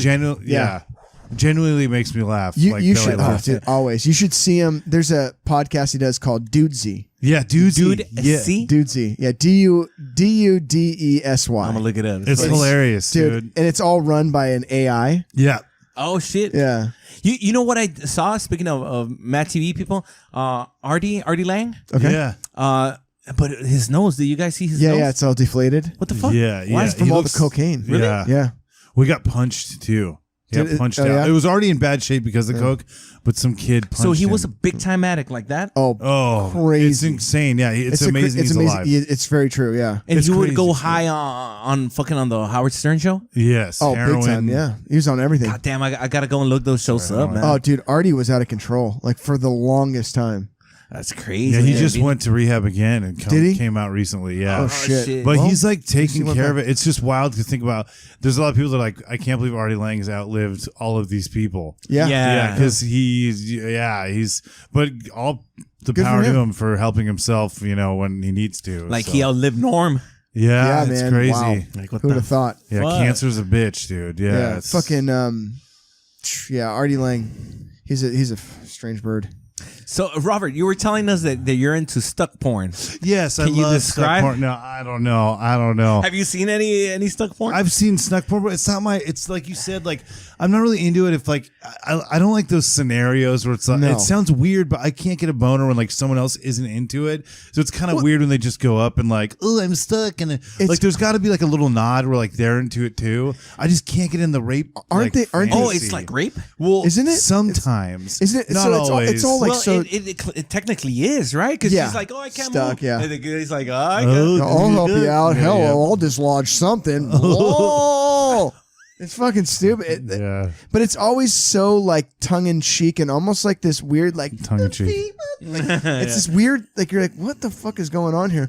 Oh, you stuck inside of the Yeah, Are the you stuck Brazzers inside- film crew, I think, also did Looney Tunes. I don't know why it's Yeah. always so like.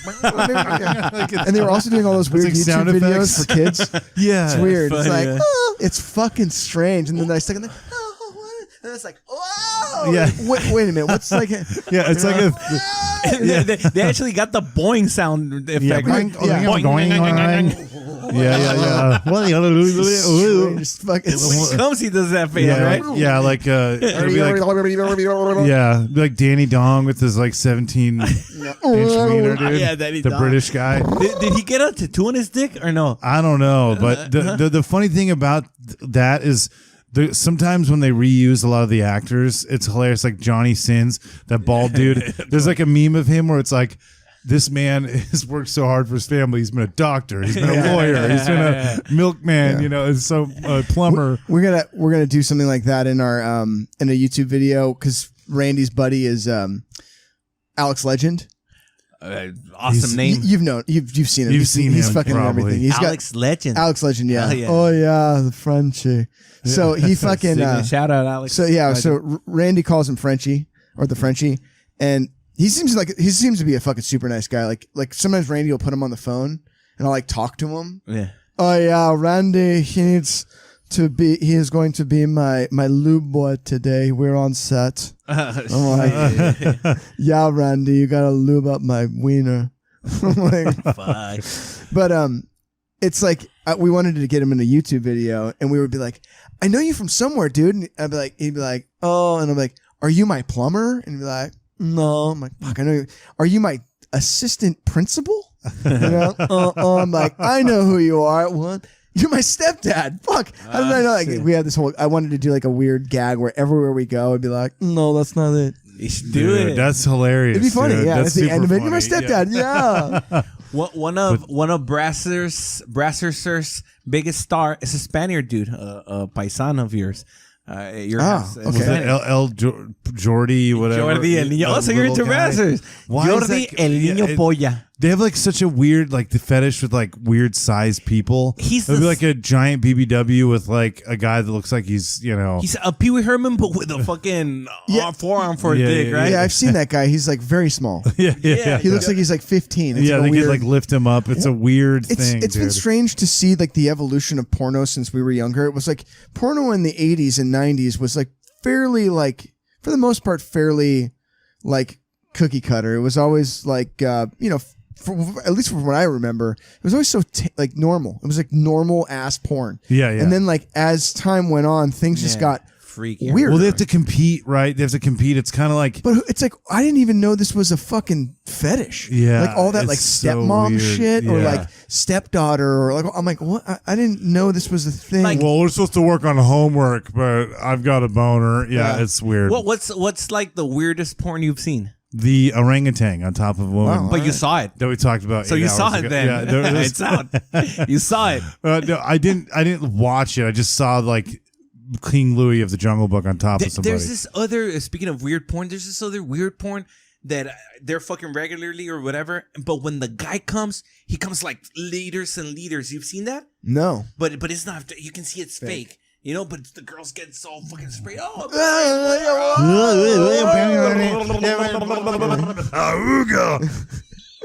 But, dude, hey, so do you think you want to try to catch a mic tonight, dude? queso? We should probably. I don't know. I gotta take a dump, dude. Do you? Yeah, I think Or you so. just gonna sit there Finally. and I've been fart? waiting all day, dude. You've Yeah, just been farting. That's all you've been I know, doing. dude. You're gonna sit I feel there like and it you're might gonna come fart. soon. So you want to take a dump? Yeah. Maybe, yeah. And hit So- a mic? Wow. So what? I Should we love cut it today. short? Yeah. I mean, was that short, dude? I feel like we did a lot of good time, right? It was a fun time. This is a great time. Okay, so You're cutting it short? What are you cutting short? My turd, dude. If you want, you can take a dump. We're gonna keep it ripping. Okay. let's keep it Because ripping, when's baby. the mic start? It's fucking 9 already. What the 8. fuck? Oh, 8. Here's let's wrap it up. Let's wrap it Okay. up. I did not mention this, and I should have because I'm here with Robert and of course Rossco. But yes, they are the Robertland Podcast, Whoa. guys. Yeah, dude. I Whoa. forgot to mention Yeah, that. man. And yeah. Sure, that explains all this weird shit on the table. Exactly, and they loaned us their set. We're at the Robertland Podcast set. I appreciate this a lot. Dude, we appreciate you, man. And Yeah, thank thanks a you, lot. dude. Thanks a lot. Thanks for showing me all the nice restaurant places, and dude. hopefully I can hit that shit up again. Yeah. And yo, you should take me. If you ever get to do Chick-fil-A, I'm down for that, or In-N-Out, because man, Well, Chick-fil-A, we probably won't do. you got your issues, or what? Chick-fil-A, yeah, I'm not crazy. Well, it started somewhere else. Yeah, we're only doing California. Started But- businesses. I mean, I got a list. Okay. So, like, if if I the- want dibs on one. If there's something that you're like, oh yeah, dude, or I can tell you, all right, so We're gonna do. There's a ton. Take me to the Tower restaurant. Eh? The ones that I don't want, like there's like shit ones like Alberto's. Like I don't know if fucking Alberto to suck my balls. There's a place down in San Diego called Lolitas. I don't know if there's one here, but that's good Mexican food. I mean, it's not Mexican food because they use the yellow cheese, but it's good carne asada fries. You know what I think we should do because it's so. Oh, dude, you know where we should really go, especially because like you guys are like comedy dudes. We got to do Cantors. Oh yeah, I don't even know what that is. We got to do Cantors, or we got to do maybe. I don't want to do, even though we got to do it. Mel's Diner, or as I call it. Oh hell yeah, I've been there.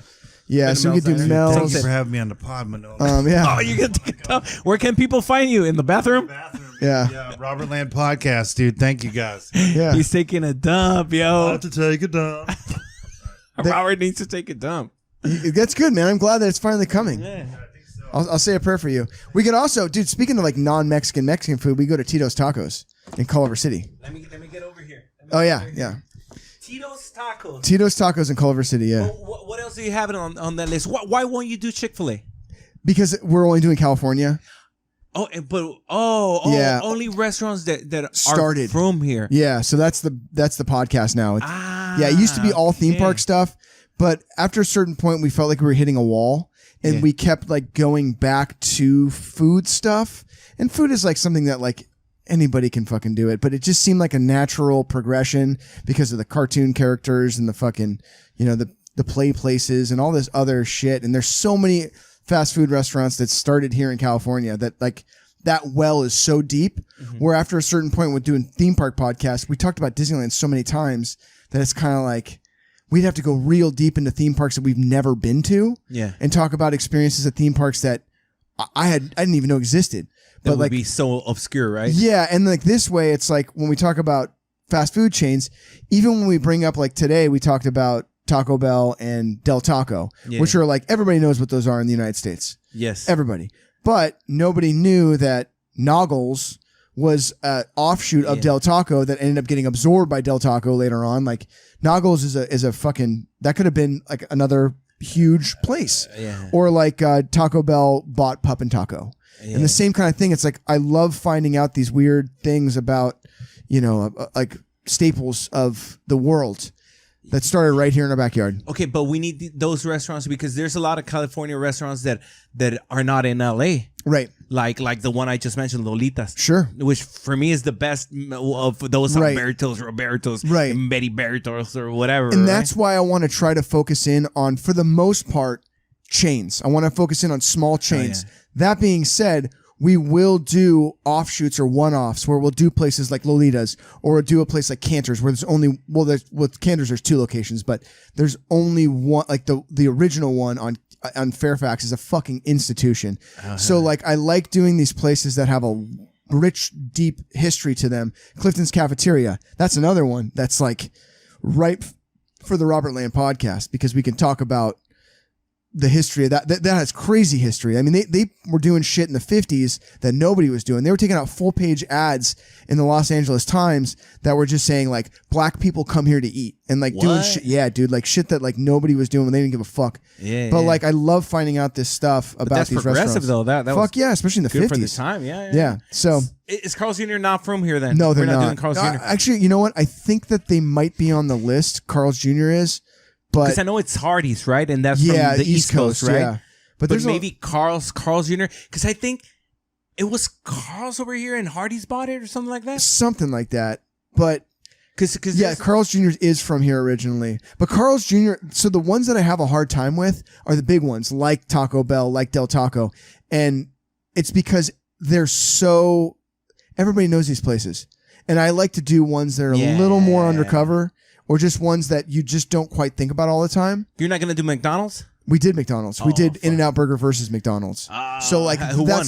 What won? We basically came to the conclusion of, even though there's menu items at McDonald's that we like more than In-N-Out Burger, we're going to pick In-N-Out Burger every single time over McDonald's. Yeah. So we like the fries better at McDonald's. However, the fries at In-N-Out Burger are fucking more than decent. And the burgers are so much better quality. But wouldn't you say that McDonald's is like the Michael Jordan of fucking fast food chains? I would say they're like the they're more of the LMFAO of fucking fast food chains. Why LMFAO? Because they're like a fucking bastard stepchild to freaking, a media conglomerate that was fucking shoveling out dog shit that was digested and embraced by the masses. The world. So like that's kind of like what I would think that like as far as a musical act goes, it would be like LMFAO. I once heard there's Carl's Jr. in all of Baja, and they're owned over by one family. The franchise, right? Luterot, I think is their last name. They're Mexican, but I don't know what was their background. Luterot, it's not like a Mexican last name, but I think that one in TJ. I don't know if that's the one that sells more in all of Mexico. I would even fucking say the world, something like that. I read, something weird like that had the most traffic or something crazy like that. If I'm butchering it, I'm sorry, but I remember that I read that someplace. I went, what? Yeah, you're probably right. It's funny what things, just certain places will just hit way harder than other places. Yeah, it's some places just don't. They won't develop any traction at all. It's like why? Yeah, and Carl's Jr. I don't really like. No, neither do I. I'll get the Western bacon cheeseburger. And not your first choice, though. Not my first choice. Yeah. It's like, sure, let's go to Carl's Jr., but sure. McDonald's over Carl's Jr. any day. Any day, yeah. But I try not to eat any of those burgers. I try to, if I'm going to go out for a hamburger or a cheeseburger, I'm going to go to a place like the Oinkster. You know, oh, by the way, the Oinkster just put out this burger of the month. That's the Taco Bell beefer. Oh, which was the old Taco Bell burger, yeah. So they're like doing a little nod to that, and they're doing like their take on the Baja Blast, but they're doing it as a slushy. Hell yeah! So they're like doing it with like lime sorbet. Yeah. It's gonna be good. I was looking at like all the ingredients, and I was like, that sounds fucking pretty good. Yo, be sure to catch that episode, the Oinkster episode on Robertland Podcast, which is out now, right? Yeah, it's out. Yeah. What else we got going on? Because I saw a channel of yours. My YouTube channel. Yeah, I did not know you had that. Oh, really? Yeah. Like right now, I saw it, and you were shopping, and you were getting all this stuff. What was the name of that? It's called Rossco Soletrain. Just pop it in. Rossco Soletrain, YouTube, and you got this episode with what was his name? The guy with the my buddy Randy Madden. Ah man, he's a character. He's a pretty cool dude, man. Yeah, dude. I used to work with Randy, and like at first, like he was kind of like real standoffish and didn't really like want to talk at all. And then after a certain point in time, we became like real quick best buds. Hell yeah! And so he's kind of like these YouTube videos are very much like inspired by like Jackass in a lot of respects, you know. And like there's a lot of people that go around to thrift stores and to swap meets, and they showcase all what they find on YouTube. And the vast majority of them are super boring. They're super dry. They do provide a service, and like they tell you like things that you wouldn't necessarily like know, or things to look out for, or you know, just things to avoid, or what's trending it's just one of the lights. What's trending in like vintage clothing, you know? So like what's hot right now, or what shit's falling off, like stuff that like Tommy Hilfiger and like Tommy Bahama, like those brands that were like, as soon as you see them, you buy them. Now it's like you don't even fucking touch them. Nobody you don't touch Tommy Hilfiger right now? I mean, I remember who brought it back? Fucking 6ix9ine? Yeah, I think so. Yeah, right? But like if you find like really cool looking stuff, then sure. But it doesn't like, even matter what brand it is when it's cool, right? Or does it? Well, kinda. Like it does, right? I always look for like me, what's hot right now. Oh, let's see what's hot right now. A lot of like. Supreme still hot? Always, yeah. Always. Supreme, Fucked. Fucked? Is that a brand? FUCT, yeah. Okay. Fucked is always fucking hot. All that shit like Baby Milo, Bape, like all that hypey shit that never goes away. Like Bape, right? Yeah, Bape is like always. I still think that Bape, as far as like the streetwear stuff goes, I think Bape does the best stuff to this day. Like they've always put out cool stuff. You know, Nike's always popular. Is there a designer behind Bape? Like it's one guy. Yeah, I can't remember his name, but he like started Bape like a long time ago. Stussy is pretty big for the most part. But me personally, I always go for like the rock shirts or like the fucking weird stuff. Like I love to find like I love Raider shit. So my problem is that I buy things that I either think are funny or like really off the wall. Or you know what always goes big too are movie t-shirts. So like old movie t-shirts, those always sell for a chunk of change. You know, I had the one that was for the 6 cents. Hell yeah. I found a 6 cent shirt and I sold that thing for I think like $80. Hell yeah. I bought a Coyote Ugly shirt the other day for really cheap. Coyote Ugly. Who Yeah. remembers that movie? The movie too, yeah. Shit. Yeah, not the bar, the movie. You know, I was talking to a friend of mine. You were into movies, right? Yeah, oh yeah. You like Kubrick, of course. Oh sure, yeah, totally. Yeah, all his movies, right? Big time. 2001, one of the best films, if not, right? The best, right? Yeah, it's like I mean, I prefer movies like The Shining more. But, okay. I mean, yeah, I love The Shining too. Yeah, he was a fucking genius. But you know what? You saw Ice White Shut, right? I did, yeah. Of course. Okay. What was your take on that movie? When I saw it, I haven't seen it in years, but when I saw it as a kid, I loved it. I thought it was really good. Okay, so I saw it and I didn't like it the first time I saw it as a kid. Mm-hmm. Then I saw it like a couple of months back ago. And I went like, yo, I got to understand this movie because I remember the first time I didn't understand it. Because it's probably so weird. Yeah, it's so weird. Now I'm like, what the fuck is this movie about, right? Yeah. So I didn't get it this time either. Oh, it's just a guy that strolls into a I don't know, Illuminati party or maybe or what the fuck, right? Yeah, they were getting into weird kinky sex shit. Right, and just the story, right? Mm-hmm. The girl probably is thinking of cheating on the guy, and she's so open about it, tells him or whatever. Okay, cool. So I talked to this guy, and this guy, shout out to my boy Roberto Portillo. He told me, "Have you ever heard of MK Ultra?" He said, "Like what? MK Ultra?" I'm like, yeah, I think so. Wasn't the Army or Navy experimenting on with LSD for like against the enemy and stuff? Yeah, it's hypnosis," he said. Okay, and he started talking. Remember Nicole Kidman's character? She met this Navy guy, and she was thinking of cheating on her husband. And then she when she was confessing, she said, "And you know what? If the Navy guy would come and tell me to leave, I will leave you and my kid and shit like that." She was hypnotized by the Navy, and the guys are the Illuminati, and it's all about MK Ultra. And there's a big fucking like he started going into this deep fucking dive on shit. And I'm like, you know what? I like that fucking theory. Even if it's not true, it's great to find those theories. Especially like, the same thing with The Shining. Like people found they were finding all this stuff about how moon landing, right? Moon landing stuff. Yeah, it's a great theory. Whether it's true or not is nobody will ever know. But you do My okay? boy singing. I can see that face, man. You ready or what? You feel better? You ready to fucking do your stand up? Yeah. I am, dude. We're that's still good, going man. hard, baby. When's the intermission for this shit, dude? We're fuck. going. We're still What going. time? How long is Shit this? is 10 I got a question for you, man. So you're kind of a jack of all trades. Like you do comedy, you do music, you're like into like designer clothing. Like you kind of cross into all kinds. You were into graffiti. Like Yeah. you do a lot of different stuff. This is how I describe my quote unquote talents or You feel good? please do a close up on that. Please, you gotta do a close up on that. Podcast. 17 We're going hours. for a record. I know. I'm just kidding. I'm joking, guys. I love you. We're only- This is fun. It's probably not that long. It's probably like an hour barely. Yeah, we're doing good.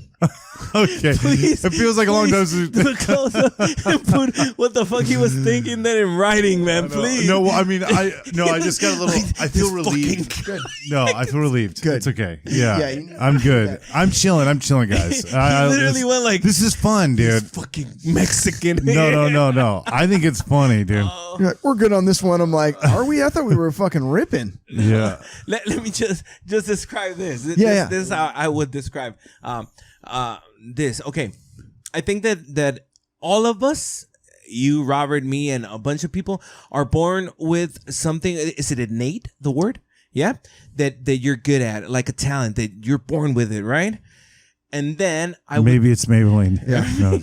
maybe it's Maybelline. I think that, right? You're born with something that's a godsend, a gift, right? Yeah. Then you got this passion, right? Something that's your passion, right? That sort of molds your life, right? And then after that, you got your vocation. Mm-hmm. That's the way I see it. Yeah. 3 things. So for me, for some people it's singing. They can sing like a motherfucker or whatever, and that's your gift from God, right? Mine was drawing. Since I was a kid, I could draw. I would draw the teacher, the principal, all my classmates, and that's easy for me, drawing. I just see it as a hobby because I don't really like the time spent. It doesn't pull me in like that. Yeah. But I can paint, I can draw. That's natural for me. Okay, cool. My passion is film. I love film and everything involved in film. Like when I see a movie, I try to see what the actor's thinking. Then I go back and see the story. Then what the director's thinking, the lighting, everything. That's my passion. I love film. But my vocation always was, honestly, music. It's just something was always in front of me, like melodies and music. And I try to live my life by the things I like, and surround my people with people that I like. I gotta like something of what they do, right, for me to have them involved in my life. You know? Yeah, definitely. So that's how I live my life. Yeah. That's a really good way to live your life. Really, it's like I've always tried to surround myself with people that are like way more talented than me. Like that's like been always like, okay, like I gotta find people that are just like fucking like in whatever field that may be, whether it's like joke writing or like finding what their skill set is and like surrounding myself with people that like do one thing really good. And I've always done that, and I feel like I've been successful at writing coattails, which is that's fine. Like you got to kind of know, you got to know your strengths and weaknesses. Do you got those three things yourself, Rossco? You think? So what was the first one? Let's say your what do you got?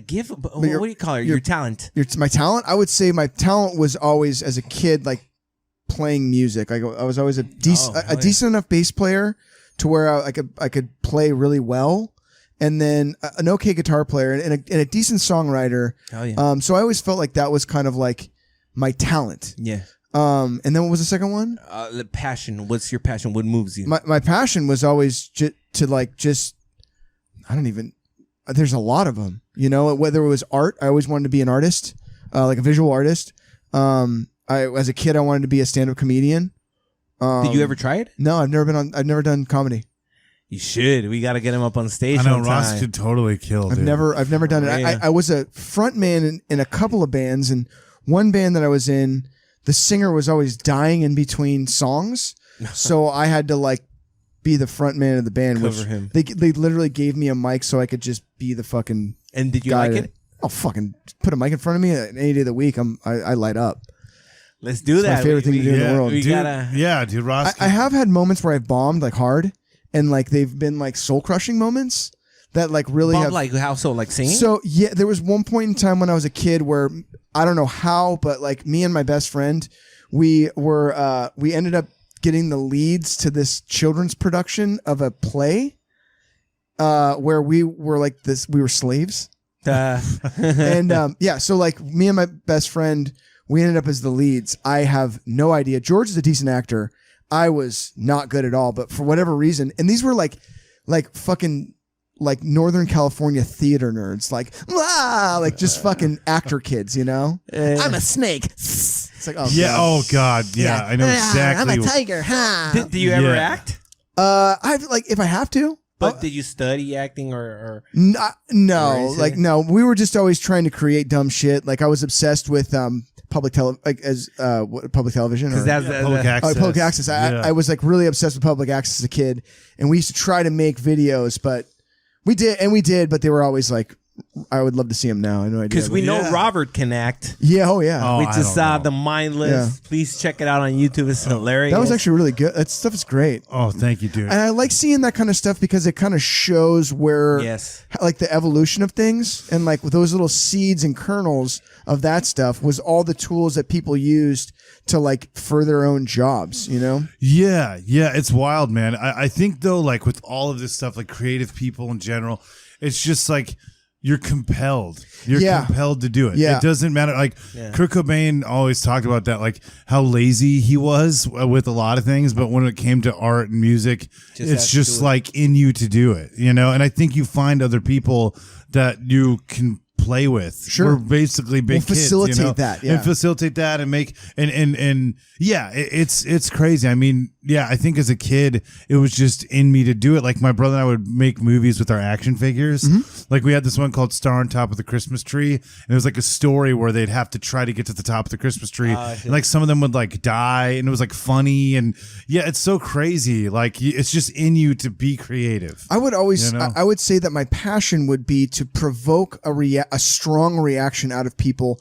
Hopefully it's a positive reaction. And that's always been my passion. And I felt like the easiest way to facilitate that, to provoke a strong reaction out of people, for me, the easiest way was to do that with music, because I couldn't do it with visual arts, and I couldn't do it as an actor, or I didn't really have any interest in being an actor, mainly because the kids were always so like dramatic, you know. And Oh, always it was annoying. yeah, like the art nerd, like the drama nerds to me were just like, I'm not gonna do this class and join the pansexual frenzy. Like this is not. Yeah, like I'm not gonna blow Marco and then fuck your girlfriend, dude. Like that's not Dude, what I'm. I auditioned for Home Alone 3. Did you know that? Did you really? Yeah, as a there was a big cattle call. This was last month. Or Yeah, last month. Yeah. Oh my god! Part 3. Yeah, it was no, yeah. Mom, hey, dude, yeah, maybe a Home Did you Alone have to gay blow anybody porn. for that? Dude, is there a Home Alone gay porn? We should There's gotta look be. it up. Wow. There's gotta That be. sounds hilarious. But Mom, Harry, Harry balls, yeah. With the fucks the old sticky lady bandits. next door. Oh, lady. dude, fucking, bro, this is Yeah. like when I was watching those videos of yours, Yeah. I kept thinking about the early Stella shorts. Oh, Stella. You remember that? Yeah, dude, it was Michael Showalter, right? David Wayne and Michael Ian Black. Do you ever see the show The State? No. The sketch show. there They're was- in like Reno 911 or Reno 911, yeah. Reno 911 and Party Down. Party Down. One Hot American Summer. One Hot American Summer, yeah. There was a lot of There's that like crew. there's like a whole crew of Viva. What was it? Viva Las Vegas? No, Viva. The one. La Bam? Viva Variety. Viva Variety. Oh yeah, it was great. Yeah, Johnny Blue Jeans. Yeah. What the fuck? So there was like that stuff reminded me of like that era. I fucking literally today, fucking David Wayne put out this video. David Wayne was one of the creators of a lot of this stuff, including a lot of movies that you've seen before. Like he's a big writer in Hollywood. David Wayne's like, hey, we're gonna put out on DVD the Stella shorts again. So they released it again. I bought a copy of it. Whoa, dude. Yeah, Stella was great. Dude, this Stella, Yeah. I'll never forget the first time in those early DVD production era. I'll never forget when I fucking saw the Stella shorts on DVD, and they got a show on Comedy Central called Stella that was. They just cut the nuts right off it. It just was not. It just did not hit the way those Stella shorts did. And like when you go back and watch the Stella shorts, there's people like Sam Rockwell. You know Sam Rockwell? Yeah. Sam Rockwell's in some of those He's one of those sick. He's episodes. good. Oh yeah, Paul Rudd is in some of those episodes. Bradley Cooper. The comedian. There's all these Paul Rudd, the comedian. fucking. There's all these like big stars that were in those early Stella shorts. It's So wild. fucking crazy, dude. Those were those Stella shorts are so great. I've watched them on YouTube because the only place that you can really find them now they re-released the DVD. What's on YouTube? Was on YouTube, and like the quality I'm was gonna have always so to shitty. watch them. Stella, never dude, heard of it. Raking Leaves is one of my fucking favorites. It's with Raking Leaves, and there's one about What's Raking Leaves? Is it a sketch? it's a sketch. Yeah, it's with Bradley Cooper. Oh shit! Yeah. Like that? It's satin. It's dude. But he was young. It's like he was a nobody. Like I'd never seen Bradley Cooper before in my life. Did you ever see that? Remember Inside the Actors Studio? Yeah. Oh yeah. Did you ever see With that? Robert Goulet, was that who it was? Or Yeah. James Lipton. Headfield. Yeah, it's something. Lipton, Yeah, it was James Lipton. Yeah. Yeah. Well, here we have like that guy was a trip. When you reach the pearly gates and shit like that. Well, there's a clip of Bradley Cooper. I think asking, I don't know if Robert De Niro or whoever, but he was on the student side, on the crowd. So, a question from Bradley Cooper, student of sure. the arts or whatever. Yeah. Hi, mister. It's a pleasure to meet you or whatever. Bradley Cooper. Then fast forward. And, Yeah. Motherfucker. Makes sense. Robert, I want to hear about your Home Alone 3. Oh, fuck. Did you nail the shaving cream, shaving lotion scene? Did you? Dude, fuck! I just found out Vince Scully just fucking passed away, dude. Oh, right now? Oh, he did. Yeah, Right Fuck. now? Oh, that joke is gonna fucking not land anymore, bro. Someone just said It is gonna blow up. That joke's gonna die. Do you want to do an impression right here? Dodger baseball. Rest in peace. Fuck, that's sad, dude. Yeah, that's crazy. Okay, so yeah, wow, legendary. Vince Scully. Yeah, Vince Scully, man, holy smokes. How would he break the news? How would Vince Scully break the news about of his own death? Man, Dude, I gotta get. No, you have to. You have to, man. Yeah. Here's Vince Scully breaking the news of his own death. We have breaking news right now. Very Robert. sad news. This is serious, but here's an homage to him. Ladies and gentlemen, boys and girls, Vince Scully is passed away at the age of 96 years old with a twinkle in his eye, never forgetting Dodger baseball. Have a good night. I don't know, man. Yo, rest in peace. I Vince love Scully. Vince Scully, man. That's so sad, dude. What the fuck? Oh, man. Breaking news on the Manolo Was he 96 Pod, years He old? was really old. I don't know if he was 96, but it was hard for me not to want to try to be respectful in there because it's so crazy. I mean, yeah, the guy's a legend, but fuck, yeah, so he passed away. Wow, I did that's an news impression right of, now. Yeah, I did an impression of him for forever.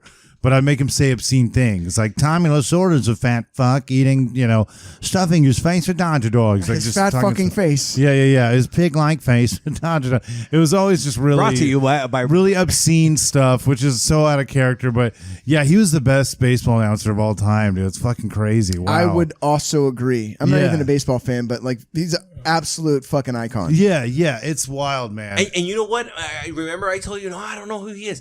But I really do know who he is, and I did grow up listening to him as well. I just rewatched the Kirk Gibson home run from the World Series, and it was him who was who was calling it. Yeah, and she's on her hair. Yeah, the year of the improbable, the impossible happened.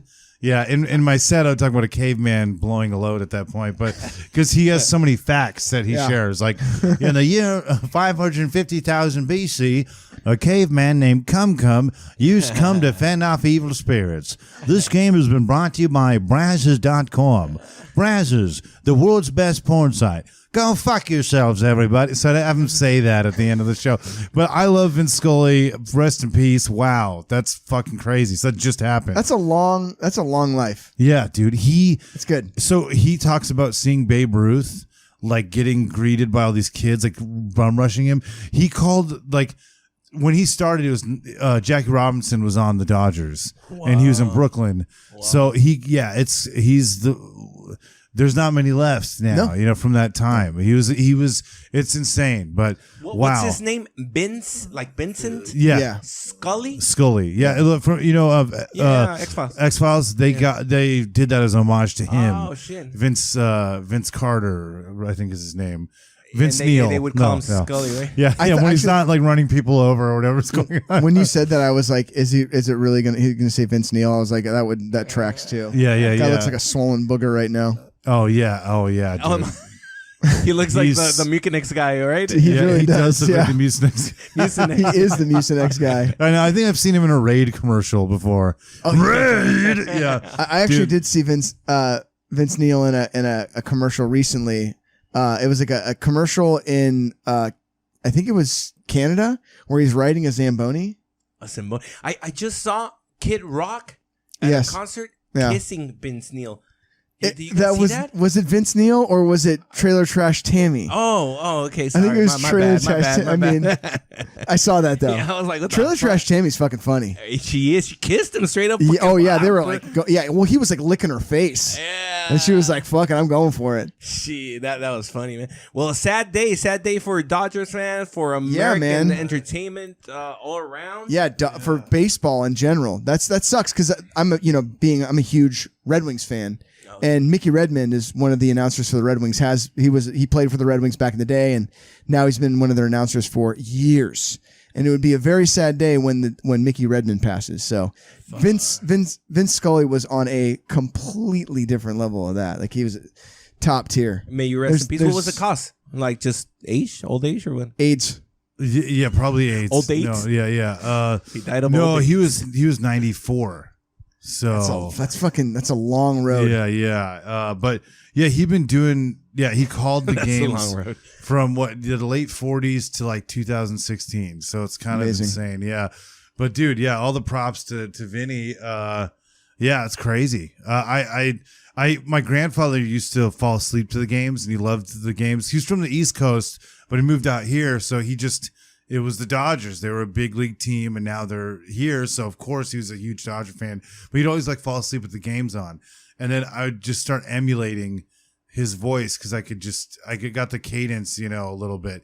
But it's wild, man. Yeah, I think like that's the whole thing about the Dodgers is really that the history and Vince Scully and Jackie Robinson, all this stuff is what really like drew me to them. It wasn't even just the fact that I lived in a proximity of them. It was just like their story, like some of the amazing people like Vince Scully. So it is wild. But yeah, dude, it's fucking nuts. Because he called football, he called baseball. I mean, he called so many games. But he's loaded, right? Fuck yeah, dude. Oh, dude, yeah, he was set, man. And people say his wife passed away, I think 2 years ago or a year ago. Because I know that they say like usually with your loved one, it's only a matter of time, Yeah, but I was actually thinking about this the other day. Like, a friend of mine had just lost her sister. Her sister was not that old at all, and I was thinking about like all the death that I experienced as a kid, or like of my family members and like people that I knew, and like how that like impact like. It's like they say like, oh, you heal. It's like you really never really heal from like those sudden and drastic losses, especially when it comes to like your like love, like your family members that you love. It's like very, a part of you, right? It's like it's weird how like that stuff just like crush. Like there's a part of you that just fucking dies as well. Exactly. And like I could see how probably Vin Scully was after his wife died. He probably fucking fell apart pretty quick. It's the same thing with Gordie Howe, who was like one of the best hockey players. As soon as his wife died, it wasn't that long before the wheels started coming off. Lot. And you know what? Like, I don't know why I'm thinking of Regis Philbin. Yeah, long life. But an aunt of mine who lives here in Hollywood. She's married to my uncle, of course, right? My uncle has Alzheimer's. Yeah, and she was the only one that he recognized. And she was the only one that also. It's not funny about Alzheimer's at all. I'm so sorry. Please say. I was spaced out for a second. The thing is that she's the only one that took care of him, and she just died like last week. Shit. Oh fuck, man! I'm sorry to hear that. And he was taking it hard, dude. Yeah. I went to the funeral. Yeah. That's awful, man. He kneeled on her picture and shit. And like he that. has Alzheimer's. And he has Alzheimer's. Dude. Wow. Yeah, that's crazy, so man. So long life to my uncle as well. But yeah, dude. That's a rough life. That's a rough life. Fuck, man. I'm sorry to hear that. Yeah, I don't know. It's wild, man. And I don't know.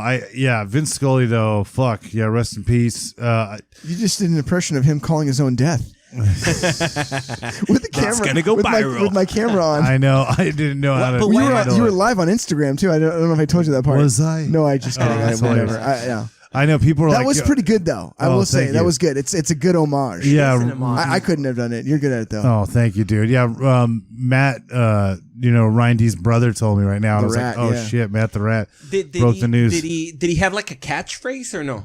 Oh, he had a lot of stuff that he would say, like... when a home run, what would we say? Like, God, what do you say? Go fuck your mother. No, yeah, he'd be like, she's out of here. He'd always like, the thing about Vince Scully is he did have catchphrases, but he would let the audience speak, the crowd speak. He did like an amazing job of like putting you in the moment. Yeah. And he was such a poet with like just his verbal skills. He just knew how to put you there. And what was crazy is he knew everything about the players too. Like he would do research and like tell you about the players, but it was always interesting, his cadence and everything. I mean, it's really hard to listen to other announcers post him because I mean, it's the same thing as like Chick Hearn or whoever that was just great. Bob Miller, whoever's just great at what Bob they do. Uecker? Bob Uecker is a legend also. He's in Chicago. He was a Bob Uecker. Yeah, but he was the same thing, right? Yeah. What will you call him? Announcer. He was an announcer. Play-by-play. Yeah, but it's weird. Yeah, or was he a player? No, maybe. I don't know. Probably. Or a coach or something? There's some people. I mean, Vince Scully was not a baseball player, but he was, an announcer. But yeah, he has wild stories, man. I don't know. This It's crazy. There's gonna be a lot of interesting stuff coming out. He lived a long life. There's a hockey announcer that kind of has the same kind of like everybody loves him in hockey. His name's Rick Jenneret. And normally when you announce hockey, there's one guy that does play-by-play and there's another guy that's called the color commentator. Color guy just kind of gives his opinion, like rallies up the home team and all that shit. But Rick Jenneret calls both the play-by-play and does the color commentary. And he did for years. And he went to retire like 10 years ago. And I guess the Buffalo Sabres, he's in Buffalo. Buffalo Sabres like begged him to do just the home games. So then he started just doing only the home games. And like when you listen to him, I guarantee that you've seen a hockey clip before that's got Rick Jenneret just going off. But like when you listen to this guy call games, it's like there's fucking nobody that does it like Rick Jenneret. Like I know his fucking name and he's in Buffalo and I could give a fuck about the Sabres. Could give a single fuck. I don't know. I could probably name a couple players in the Sabres, but Rick Jenneret is like the fucking dude. Actually, I have a really cool fucking Sabres jersey in the room over here. The Sabres, are they any good? No, they're trash. They've been trash. I actually feel bad for the Sabres because they've been trash for so long and they've never been able to win a Stanley Cup. They came close one year, but they've just never been able to do it. We need a Mexican hocky team. That would be so awesome. That'd be so rad. Yeah. God, if there was a team in the Nopales. Yeah, nopale. Yeah, or the Sabatos. Like that would be great. The Sonora Sabatos. Yeah. What's a Sabato? Sabatos. I think is it shoes? Oh, Zapato. Yeah, Sabato. Sabato. Yeah. Sabato? Sabato. Like Pedro. Sabato. Oh, Sapato. Yeah. Sapato. And then what's cheap? Cheap in Spanish? Yeah. Cheap? Barato? Barato, yeah. Barato. Yeah. I go to the swap meet, so zapato barato. So, yeah. And you're like, speaking of cheap, there to bring it back to the audition for Home Alone. Yeah, yes, please. There was a cattle call, and so there was like thousands of kids. And I was cattle call? Like where you it's an Isn't open that like audition. house? Open audition, yeah. so it's like they've like filtered in the term for yeah. Like so of course Harvey Weinstein was behind it. No, I'm just kidding. Jeffrey Epstein. No, it was Regal. Regal. Yeah. Shout out to 70 minutes ago when he was on the podcast. If you watch the first half, you'll know. But yeah, there was I don't know how my mom heard about it, but we just knew about it, and so everyone would tell me that I look like the Home Alone kid. But when he's 30, right? Culkin? But when he's 30, you look like Macaulay Culkin. You look like Macaulay Culkin. A little bit. I was like Macaulay a blonde Culkin. kid. That's it. I was just blonde. Yeah. And that was it. You There got was two really arms. no- You look like him. Yeah, exactly. Yeah. So they were like, all right, you should go for it. And we went, and it was like, Where was it at? it was in LA, and there was a ton of kids, dude. You could just see them outside, and their parents, like the weird, like mom. You're gonna do this tonight. You're special, huh? Yeah. And so I was Fucking white people, dude. Yeah, and my parents though weren't like that. They weren't. They didn't bring me up that way. But they called you the gay F word before you went in there. You're a gay F word. Yeah, no. Like, whoa. I mean, they were cool, but they just didn't like. It wasn't the same as like these other kids. You could tell they've been trained since a toddler to like. You're gonna be Right before you went in, you're adopted, Robert. Yeah.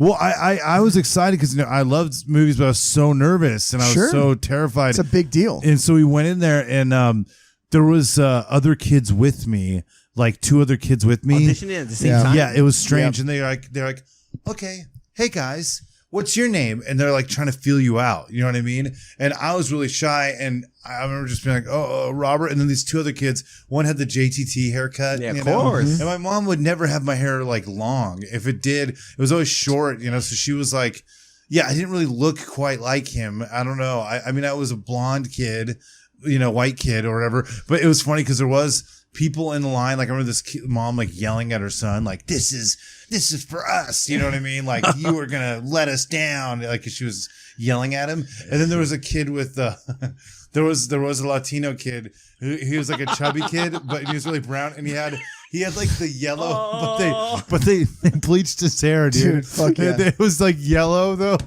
That's awesome. Piss bucket yellow. And I remember I never forgot it. My brother and I saw it. We looked at each other like, Wait. I know. Is Miguel alone? No, I don't know. Casa Sola. Yeah, I know. But how did your audition go? What did they ask you? Well, so it was this weird. your first audition? Oh yes. But what they did though is it was really kind of like almost sickening how they like, because they would have 3 kids. You'd make it past certain processes. It was weird. They'd ask you questions and they would like ask kids. Like it was like Squid Games. Like, you know what I mean? Yeah. You'd see us get shorter and shorter, and it was just me and 2 other kids. Also, and so then, you made the cut. well, I made to this point, and then the other kids like jumped in front of me. They're like, I was Freddie Mercury for Halloween, like, because they would ask you questions, and you could tell that, one kid's like, oh yes, I love Shakespeare, and they were like 8 years old, and then I remember being like, oh yeah, I was the Burger King or something, you know. I like to smell my own farts. I smell my own farts. Yeah, but they like they it was weird. Like those 2 other kids, like, you know, the 2 showboats, of course, like walked off. And shit. Yeah, and it was weird, like, oh, thank you, and they just like, shut the door on me after that, and it was like, it's just weird. I'll never Did you forget cold read or something like that, or no, or just no? They just start like asking you questions. They're trying to feel out your like personality and like how much like experience you have performing. And I'd been in like a couple plays in school, but it wasn't even like I was pretty young, you know. I was like 12 or 11 maybe. So it was crazy. Yeah. Did you ever go to another audition? Yeah, I mean the other like acting gigs I would do, I usually just got in through someone else. You know, if it was like extra work or it was like student films or like people that I knew involved. What did you get to do? What in acting? Well, like I just over the years, like, you know, my buddy went to USC eventually, so we would do like short films. I was in a commercial. I was in a bunch of commercials, really? No, but weird ones. Like it was on all TV. Like MC Hammer had a reality show, and my buddy Martin and I were in it because Martin was like a professional extra, so he would get me some gigs with him as an extra. Yeah, and I was in that movie. It was the last movie to be filmed on Canon black and white film. Oh shit! And it was a sci-fi movie, and it had this guy.